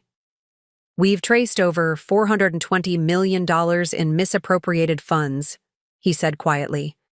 "Your initial estimates were conservative." I nodded, unsurprised. "What about the trust?" "That's the interesting part," Mark replied. The grandfather's original trust document contained ethical operation clauses that the family had suppressed. The court is considering using those original provisions to redirect the assets toward restitution. This development validated my deepest hope that justice wouldn't just mean punishment for the guilty, but restoration for the harmed. The Cooper fortune, built through generations of manipulation and fraud, would be used to heal the damage they had caused. Outside the courthouse steps each afternoon, I met with former employees, business partners, and even family members who had been pushed aside when they questioned Harriet's methods. Each shared pieces of the puzzle I hadn't known, extending the pattern of abuse and control back decades before my involvement with the family. Jennifer Cooper, Daniel's cousin who had been disinherited at 22 for refusing Harriet's career, guidance, became a particularly valuable ally. Her insights into the family dynamics helped prosecutors understand the systematic nature of the psychological manipulation. "They did it to all of us in different ways," she explained during one of our strategy sessions. "But Daniel got the worst of it after his father died. Harriet saw him as the key to everything." Dr. Finch's testimony proved devastating to Harriet's defense. In exchange for immunity, he provided detailed records of the conditioning techniques employed, the specific triggers installed, and Harriet's explicit instructions regarding Daniel's development. The clinical precision of his notes left no room for doubt about the deliberate nature of the psychological abuse. Mrs. Cooper specifically requested that Daniel's natural inclinations toward creative pursuits be suppressed, he testified, his clinical tone unable to mask the disturbing content. "We developed a comprehensive protocol to redirect his interests toward business priorities and ensure compliance with family directives."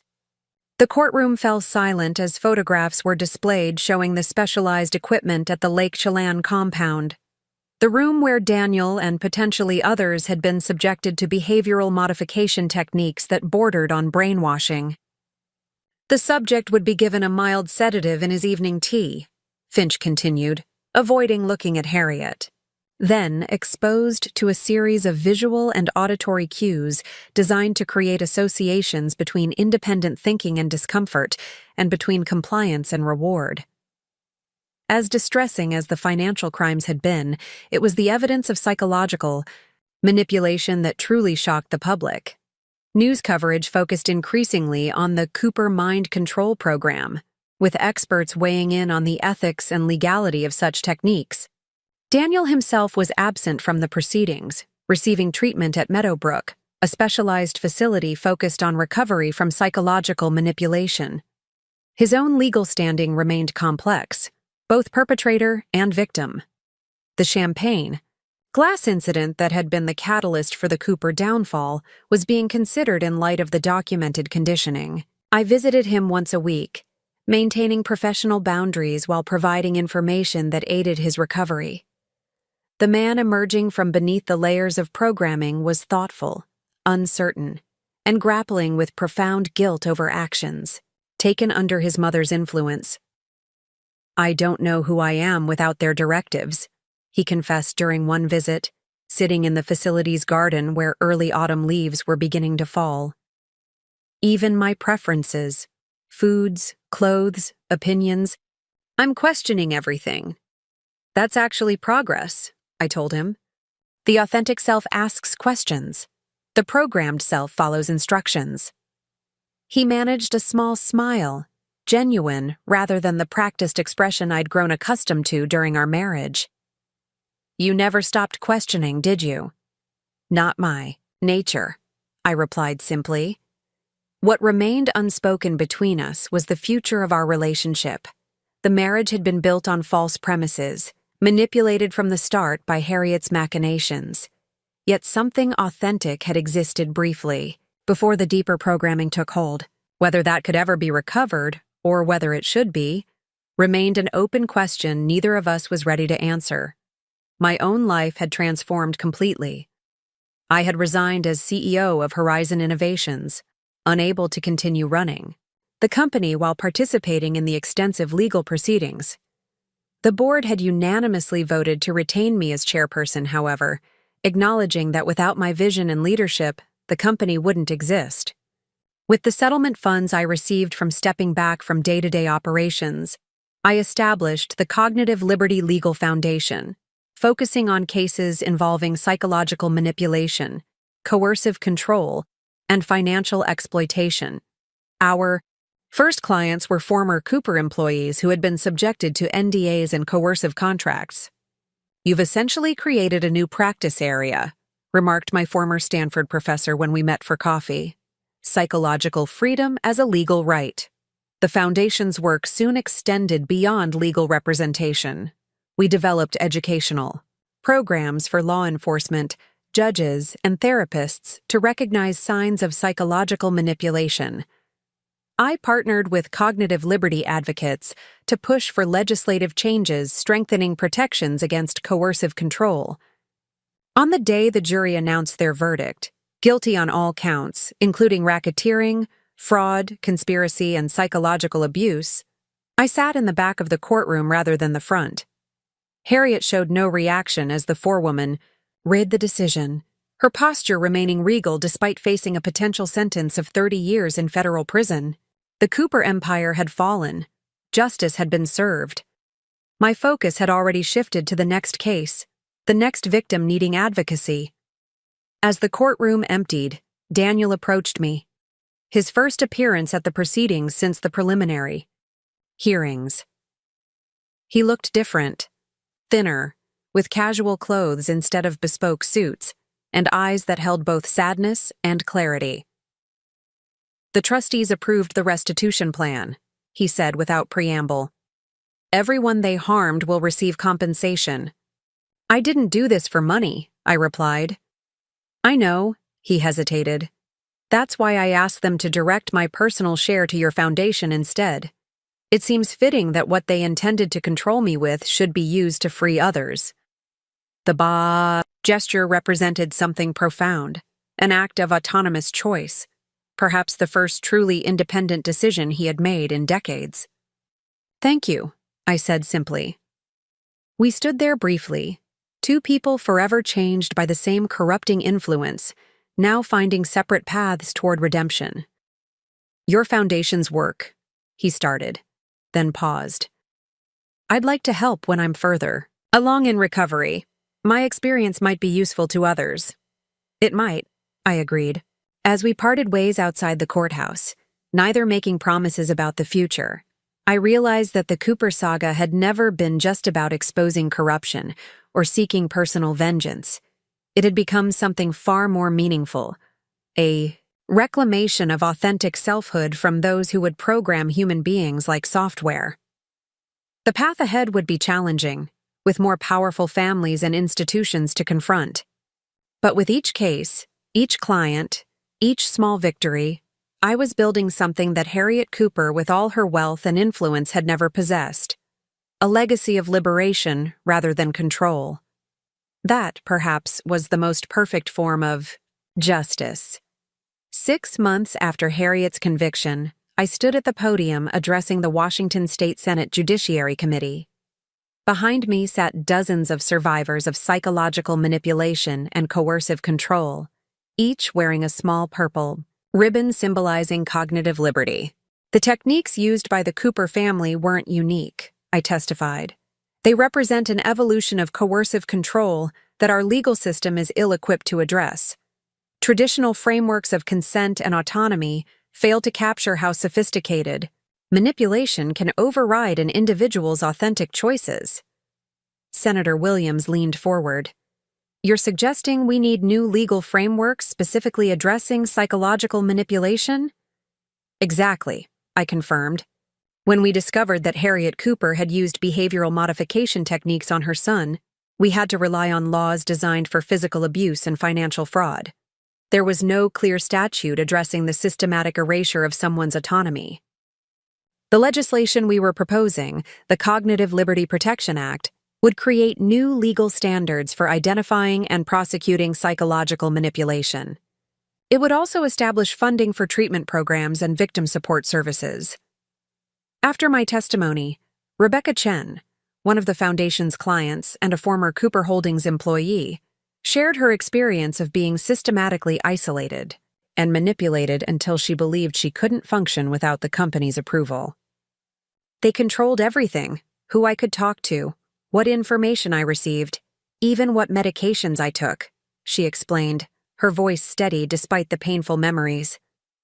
When I finally escaped, I had to rebuild my entire sense of reality.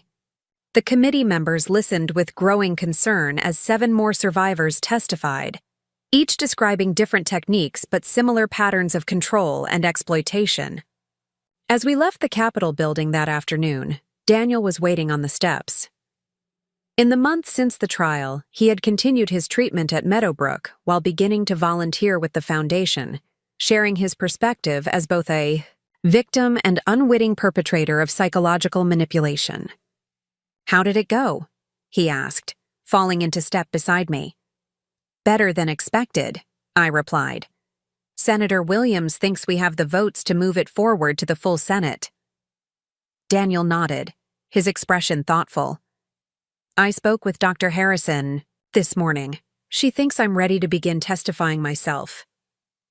Dr. Melissa Harrison was Daniel's current therapist, specializing in recovery from coercive control. Unlike Dr. Finch, she focused on helping Daniel reconnect with his authentic preferences and rebuild his capacity for independent decision-making. "Are you sure you're ready?" I asked. "The public exposure will be intense." "I need to do this," he said simply. "Not just for the legislation, but for myself. I can't keep hiding from what happened."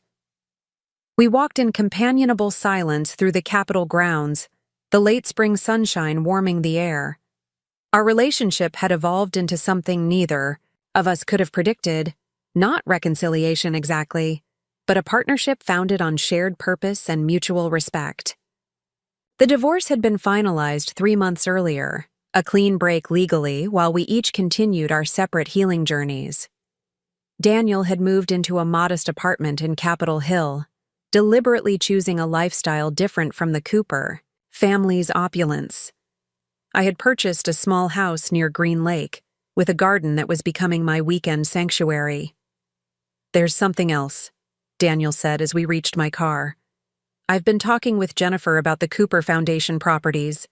After Harriet's conviction, the courts had seized most Cooper assets for restitution, but several charitable foundation properties remained in legal limbo.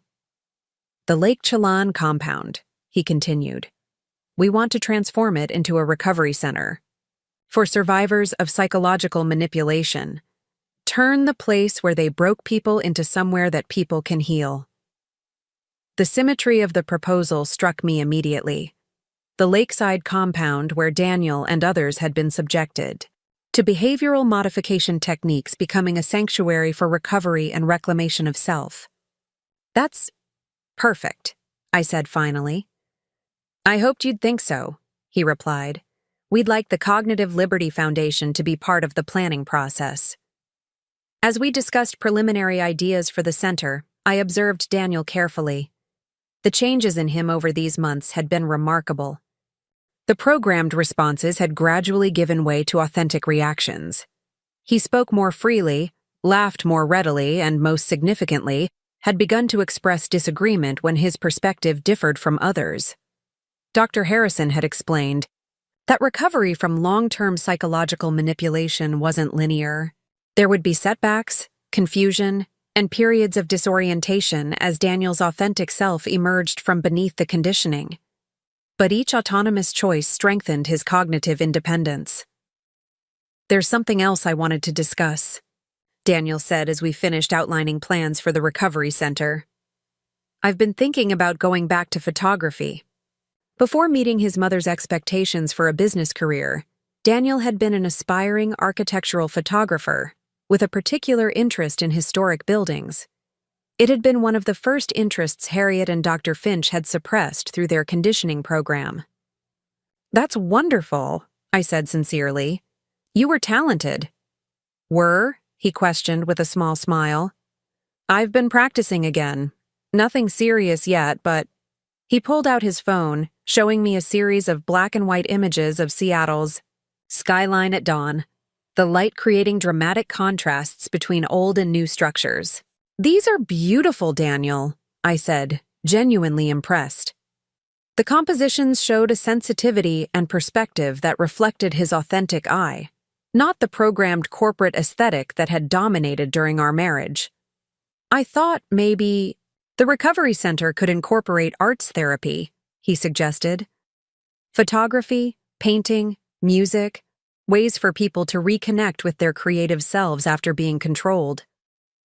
The idea resonated deeply with what we were learning through the Foundation's work. Creative expression often provided a path back to authentic selfhood for survivors of psychological manipulation. 2 weeks later, the Senate Judiciary Committee voted to advance the Cognitive Liberty Protection Act to the full Senate. The same day, the courts approved our proposal to convert the Lake Chelan compound into a recovery center, with oversight from a board that included mental health professionals, legal experts, and survivors of psychological manipulation. The media coverage of both developments reignited public interest in the Cooper case, bringing fresh attention to the broader issues of psychological manipulation and coercive control. I found myself giving interviews to national news outlets, carefully explaining the distinctions between influence, persuasion, and systematic manipulation. What we're addressing isn't normal social influence, I explained on a prominent morning show. We're talking about deliberate, sustained techniques designed to override someone's capacity for independent thought and replace it with externally imposed directives. The host leaned forward. Some critics suggest this legislation could criminalize persuasive advertising or religious practices. How do you respond? The legislation specifically defines psychological manipulation as involving isolation, information control, dependency creation, and systematic undermining of identity, I clarified. These are distinct from persuasion, which respects autonomy and operates transparently. As public awareness grew, so did the Foundation's caseload. We expanded from 3 attorneys to 12 within 6 months, with specialized teams focusing on corporate, religious, and familial contexts of psychological manipulation.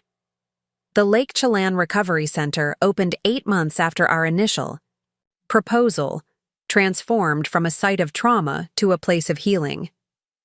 The room where Daniel and others had been subjected to conditioning techniques was now a peaceful meditation space filled with natural light. The basement that had housed monitoring equipment became an art therapy studio. On opening day, standing in the center's main hall overlooking the lake, I felt a sense of completion that transcended the vindication of bringing the Coopers to justice. This tangible transformation, from instruments of control to tools of liberation, represented the heart of what we were working to achieve on a broader social scale. Daniel joined me by the window, camera hanging around his neck. He had documented the center's transformation, creating a powerful before and after narrative that would be exhibited in the main hallway. "I never thought I'd feel peaceful here," he said quietly, gazing out at the water where afternoon light created patterns of gold and blue. "This place only held fear and confusion before." "Reclaiming spaces is powerful," I replied. "It's a physical manifestation of reclaiming ourselves." He nodded, understanding the parallel. "I keep finding pieces of myself I thought were gone forever. Last week, I remembered how much I loved sailing as a teenager before Mother decided it was taking too much time from my studies." These recovered memories had become more frequent as his treatment progressed, authentic preferences and interests re-emerging as the conditioning weakened. Each one represented another aspect of his true self reclaimed from Harriet's systematic erasure. The recovery center's first residents arrived the following week. 12 survivors of various forms of psychological manipulation, from cult involvement to corporate coercive control. Each would receive individualized treatment combining trauma therapy, cognitive restructuring, and expressive arts. I visited weekly, both to observe the program's implementation and to lead discussion groups on rebuilding decision-making capacity after prolonged psychological control. Daniel led photography workshops, teaching residents to use images as a form of self-expression and environmental reclamation. Despite the professional nature of our ongoing connection, I found myself watching Daniel with a complex mixture of emotions. The man emerging from beneath the programming was thoughtful, creative, and genuinely compassionate, qualities I had glimpsed during our courtship before Harriet's conditioning had suppressed them. There were moments when I caught myself wondering what might have been possible between us without Harriet's interference. But I reminded myself that such thinking was ultimately futile. We couldn't rewrite the past. We could only build something meaningful from its ruins.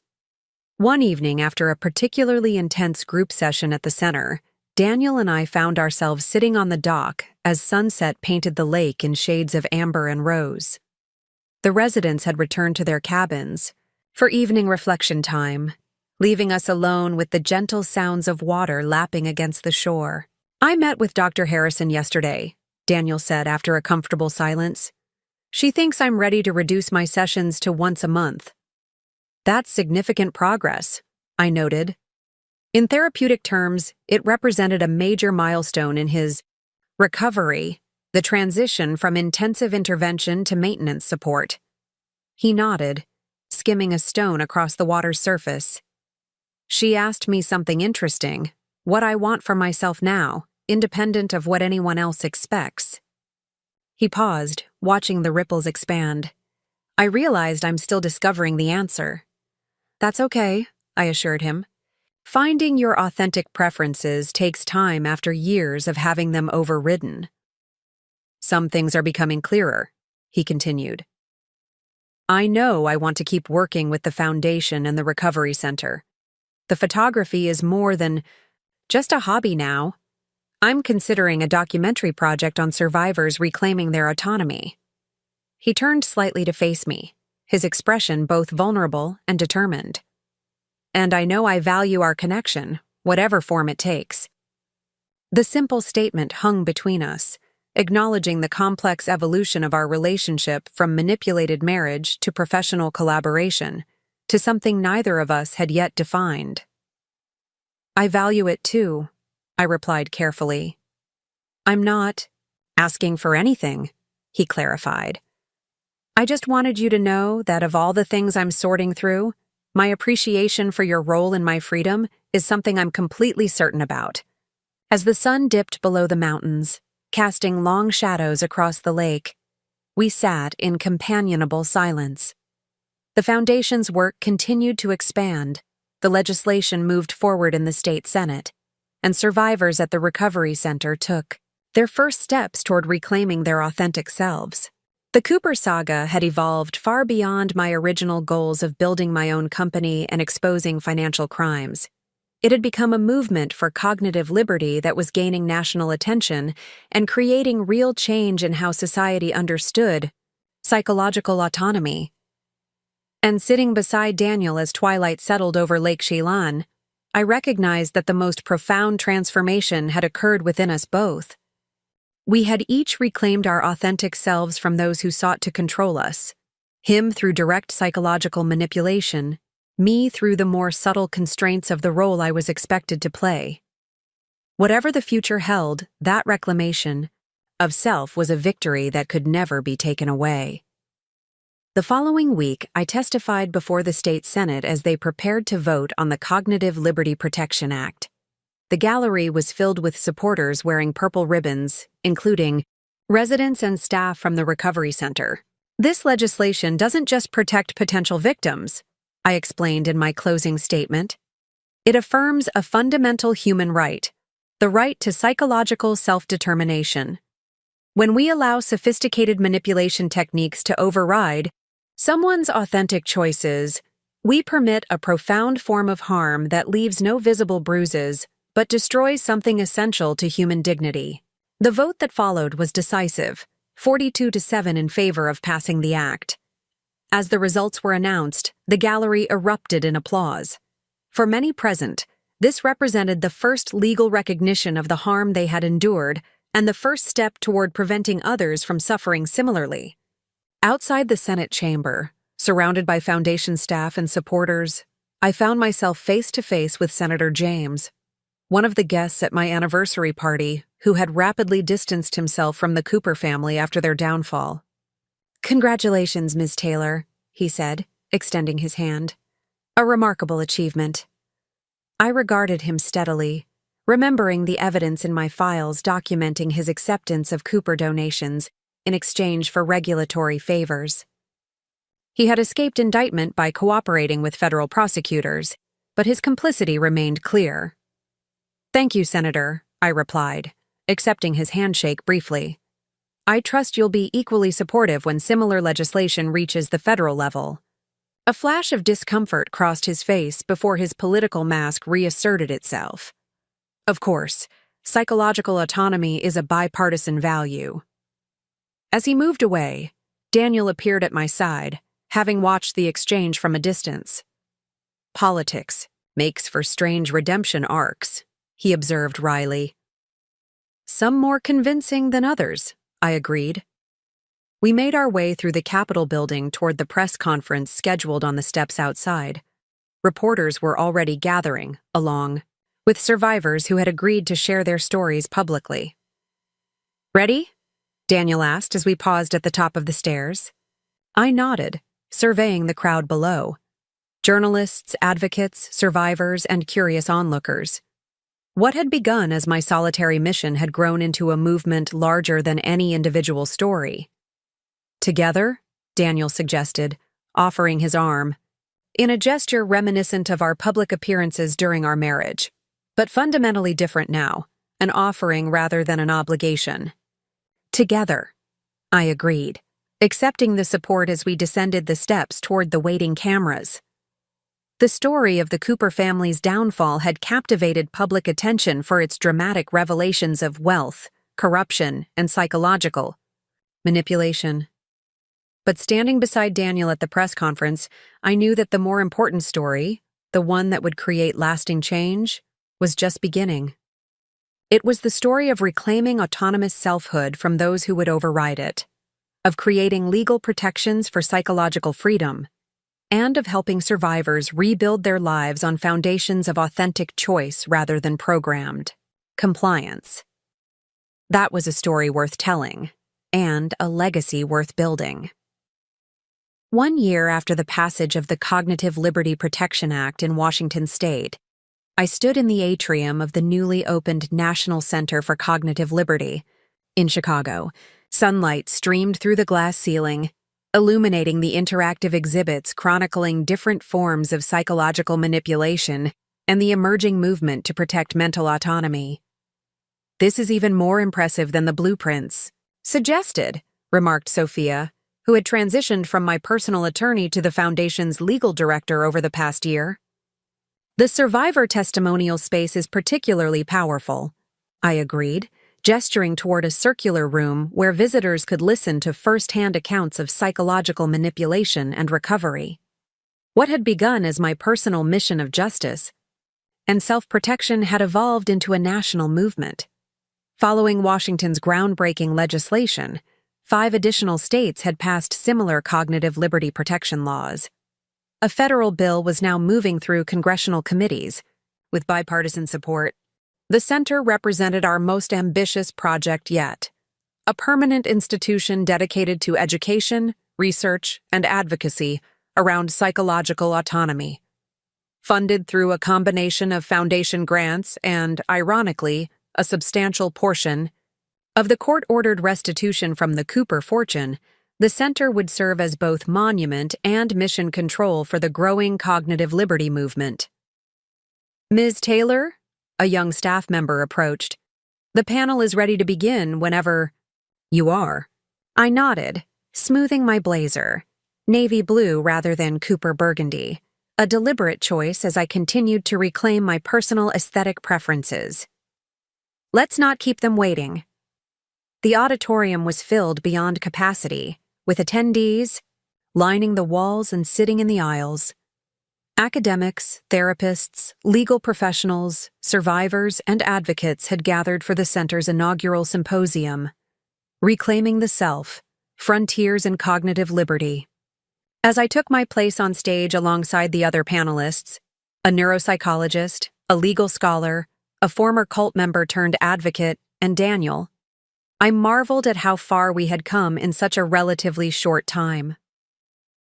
"Welcome to the National Center for Cognitive Liberty's opening symposium," I began, my voice carrying clearly through the state-of-the-art acoustics. Each of us on this stage approaches the concept of cognitive liberty from a different perspective. but we share a common conviction that the right to psychological self-determination is as fundamental as physical freedom. The discussion that followed was nuanced and wide-ranging, covering legal frameworks, therapeutic approaches, technological concerns, and ethical considerations around mental autonomy. As the founder of the movement's most prominent organization, I often served as the panel's moderator, guiding the conversation while encouraging diverse viewpoints. Daniel's contribution focused on the rehabilitation perspective, drawing carefully from his own experience while maintaining appropriate professional boundaries. Over the past year, he had completed his formal treatment program and obtained certification as a peer support specialist for survivors of psychological manipulation. The challenge many survivors face, he explained to the rapt audience, is distinguishing between authentic preferences and programmed responses. When someone has systematically overridden your decision-making capacity for years, even simple choices like what to eat for breakfast can become paralyzing. A ripple of recognition moved through the audience, survivors nodding in understanding, professionals leaning forward with increased attention. That's why recovery programs must focus not just on removing harmful programming, but on rebuilding the muscle of autonomous choice, Daniel continued. It's a skill that atrophies under manipulation and must be deliberately strengthened through practice. As I watched him speak with quiet authority, I felt a complex mixture of emotions. Pride in his remarkable recovery, professional respect for the insights he brought to our work, and something more personal that I continued to hold carefully, uncertain whether it represented authentic feeling or the echo of what we had once shared. After the panel concluded, we moved to the center's garden terrace for a reception. Spring had arrived early in Chicago, and cherry blossoms floated on the light breeze as attendees networked and continued discussions sparked by the symposium. I found myself surrounded by a small group of law students eager to discuss the implications of cognitive liberty for existing legal frameworks around consent and capacity. The challenge for the courts, I explained, is establishing metrics for something as internal and invisible as psychological autonomy. That's why our legislation focuses on observable manipulation techniques rather than trying to measure autonomy directly. As the students debated this approach, I noticed Daniel across the terrace, deep in conversation with Dr. Eliza Sharma, the neuropsychologist from our panel and a leading researcher in recovery from coercive control. They made a striking pair, Daniel tall and thoughtful, his once rigid corporate posture now more relaxed, Dr. Sharma animated and intense, gesturing as she elaborated some point. I felt an unexpected tightness in my chest at the apparent connection between them. Was it jealousy? The thought surprised me. Our marriage had ended, our romantic relationship thoroughly disrupted by the revelations about his conditioning. Yet, watching him engage with someone else, someone brilliant and accomplished who shared his commitment to cognitive liberty, produced an undeniable emotional response. I excused myself from the law students and moved toward the refreshment table, needing a moment to examine this unexpected reaction. As I reached for a glass of sparkling water, Senator Williams appeared at my side. "Congratulations on the center," she said warmly. "You've accomplished more in 18 months than most advocacy movements achieve in a decade." "Thank you, Senator," I replied, genuinely appreciative of her early support for our legislation. "Though I'm more proud of the recovery programs. Buildings are symbolic, but changed lives are the real measure of success." She nodded thoughtfully. "I've been following the outcomes from your Lake Chelan facility. The results are impressive." "They're preliminary," I cautioned, "but promising, especially when intervention happens earlier in the manipulation process." As we discussed the latest recovery statistics, my gaze drifted back to Daniel, who had moved away from Dr. Sharma and was now examining one of the cherry trees with apparent fascination. Senator Williams followed my glance, a knowing expression crossing her face. "He's come a long way," she observed quietly. "He has," I agreed. "And you?" How are you navigating your own recovery journey? Her question was gentle but direct, a reminder that I too had experienced a form of manipulation, albeit different from Daniel's conditioning. I considered her question carefully. It's ongoing, I admitted. Building horizon while maintaining the perfect Cooper wife facade required. Splitting myself in ways I'm still reconciling. She nodded understanding. Identity compartmentalization is its own form of psychological fragmentation. Less dramatic than what your ex-husband experienced, perhaps, but significant nonetheless. Her insight struck home. While I had never been subjected to Harriet's direct conditioning program, the years of living a double life had required a fragmentation of self that continued to affect me. The hypervigilance, the constant performance, the strategic calculation of every interaction. These had become so habitual that shedding them remained challenging even in situations where they were no longer necessary. I'm working on integration, I told her, appreciating her perspective. Bringing Morgan Taylor and Morgan Cooper back into a single authentic self. A worthy project, she affirmed, perhaps the most important one any of us undertakes. As the reception continued around us, I found myself reflecting on her observation. My focus had been so completely on external achievements, building my company, gathering evidence, seeking justice, establishing the foundation, creating the center, that I had sometimes neglected my own internal recovery process. Later, that evening, as attendees departed for dinner reservations and hotel rooms, I found myself alone in the center's memorial garden. Designed as a quiet space for reflection, it featured a simple fountain surrounded by stone benches and plant species known for their healing properties. I sat beside the water, listening to its gentle rhythm and watching the last light of day fade from the sky. The center's opening represented a significant milestone, yet I felt an unexpected melancholy beneath my professional satisfaction. Mind if I join you? Daniel's voice broke into my reverie. I looked up, momentarily surprised. Please. I gestured to the space beside me. He sat, leaving a respectful distance between us. For several minutes we sat in companionable silence, watching the fountain's play of water and light. Successful day, he said finally. You should be proud. We should all be proud, I corrected gently. This has been a collective achievement. He nodded, accepting the amendment. Dr. Sharma was telling me about her new research on neuroplasticity and recovery from conditioning. She believes the brain can rebuild autonomy pathways more completely than previously thought. So they had been discussing research, not making a personal connection. I noted my relief with a mixture of amusement and confusion. That's encouraging news for the recovery programs. It is, he agreed, though she emphasized that authentic connection plays a crucial role in the rebuilding process. Genuine relationships provide a kind of mirror that helps survivors recognize their autonomous selves. I considered this, recalling how my own relationship with Sophia had provided an anchor of authenticity during my years as Morgan Cooper. That aligns with what we're seeing at Lake Chelan. The group component seems as important as individual therapy. Daniel turned slightly toward me, his expression thoughtful. It made me think about us, actually. My pulse quickened slightly. Oh? Despite everything Harriet did, despite the conditioning and manipulation, there were moments when I was with you that I felt glimpses of my authentic self, he said carefully. Even at my most programmed, something about our connection occasionally broke through. I remembered those moments, brief flashes of the real Daniel emerging from beneath the conditioning, usually when we were away from Seattle and the Cooper influence.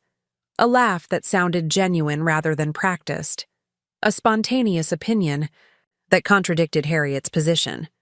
A tender gesture that felt motivated by actual emotion rather than programmed response. I noticed those moments too, I acknowledged.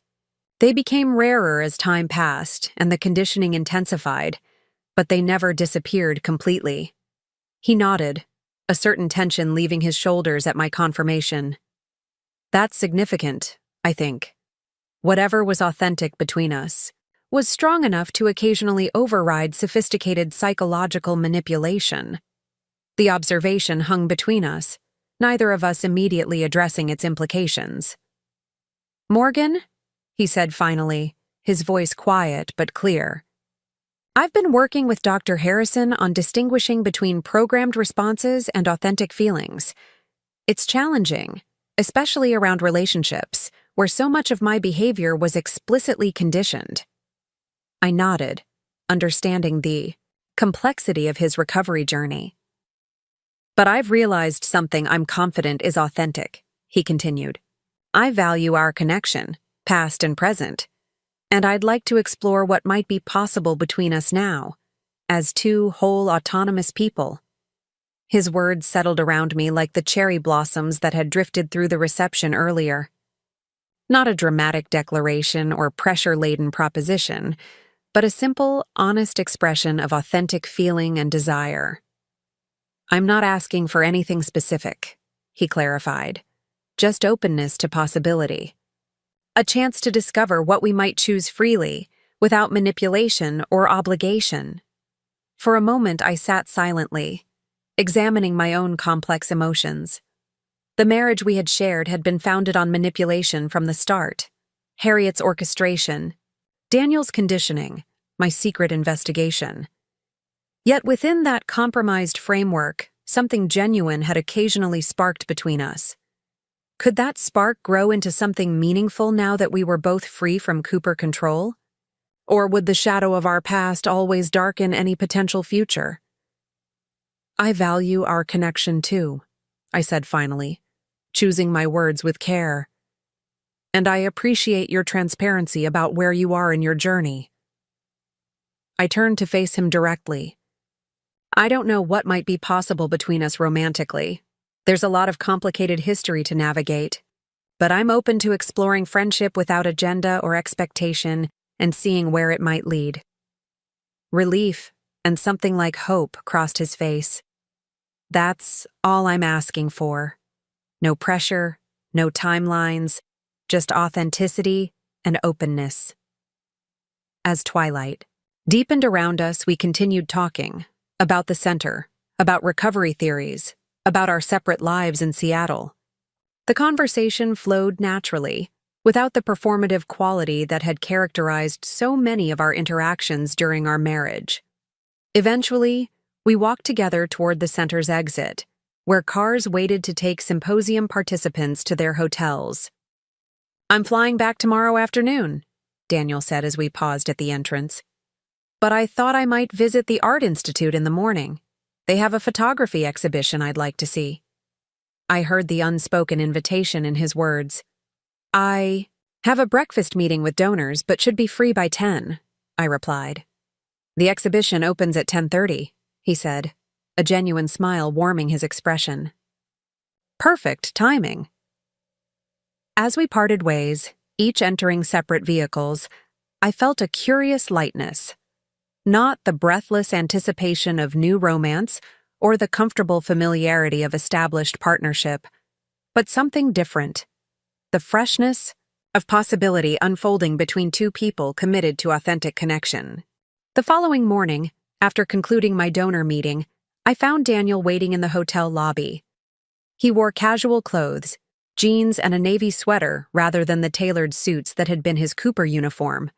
His camera hung around his neck, a visible symbol of his reclaimed passion. "Ready for some art?" he asked, his tone relaxed but with an undercurrent of anticipation. "Lead the way," I replied, falling into step beside him as we exited onto Michigan Avenue. The spring morning was bright and clear, the city alive with movement and possibility. As we walked toward the Art Institute, we talked about everything and nothing: the symposium's success, his photography projects, my ideas for the Foundation's next initiatives. What struck me most was the absence of performance in our interaction. Neither of us was playing a role or fulfilling expectations. We were simply two people enjoying a morning together, our shared history informing but not constraining our present connection. At the museum, the photography exhibition featured architectural studies from around the world.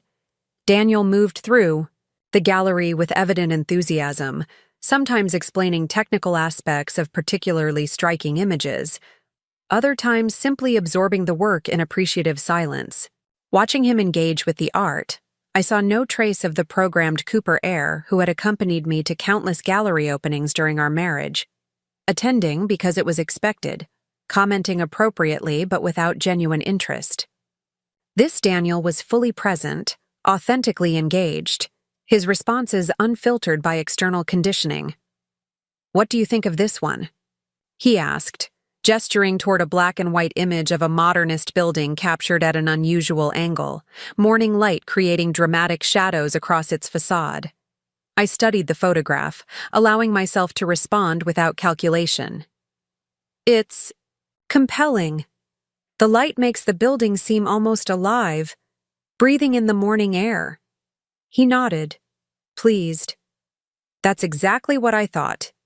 The photographer managed to capture something organic in the concrete and glass.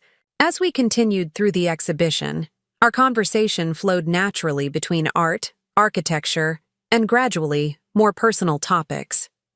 He shared recent experiences from his recovery process.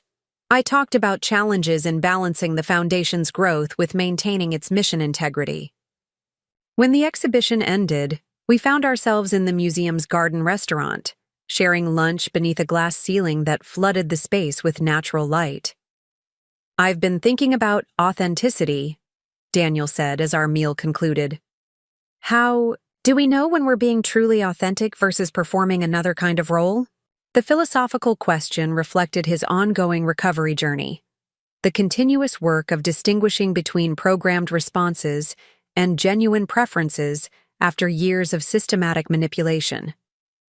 "I'm not sure perfect authenticity is achievable, or even definable," I replied thoughtfully. "We're all shaped by our experiences, relationships, and social contexts. But perhaps authenticity isn't about being free from influence so much as consciously choosing which influences we embrace." He considered this, turning his water glass slowly between his fingers. "Conscious choice. That makes sense. It's not that I can erase Harriet's conditioning completely, those neural pathways exist, but I can recognize them and deliberately choose different responses." "Exactly," I agreed. "And that choice itself is an expression of autonomy, even if the options we're choosing between are partially shaped by our history." As our conversation deepened, I recognized that this exchange, thoughtful, mutual, without hidden agendas, represented exactly the kind of authentic connection we both valued, not because it was romantic or dramatic, but because it was genuine. When it came time for Daniel to leave for his flight, we stood outside the museum, the city buzzing around us. "Thank you for this morning," he said simply. "It felt real." I finished for him. He nodded, a smile reaching his eyes. "Exactly. Real." As we said goodbye, there was no dramatic declaration or definitive conclusion. Just the quiet acknowledgement of authentic connection and the possibility of more such moments in the future. Watching his taxi pull away, I felt surprisingly content with the uncertainty. Whatever evolved between us, friendship, partnership, or something else entirely, would develop organically from mutual choice rather than external expectation or manipulation. Walking back toward my hotel beneath a canopy of new spring leaves, I realized that this was perhaps the truest freedom. Not the absence of constraint, but the presence of authentic choice. The freedom to discover connections based on genuine affinity rather than strategic calculation or programmed response. In the end, that was what our work was truly about. Not just exposing manipulation or punishing perpetrators, but creating spaces where authentic selfhood could flourish, where genuine connection could grow, where autonomy could be exercised with awareness and intention. It was the work of a lifetime, this cultivation of authentic selfhood. But standing on the sun-dappled Chicago sidewalk, watching new possibilities unfold all around me. I knew with certainty that it was work worth doing. Up next, you've got 2 more standout stories right on your screen. If this one hit the mark, you won't want to pass these up. Just click and check them out.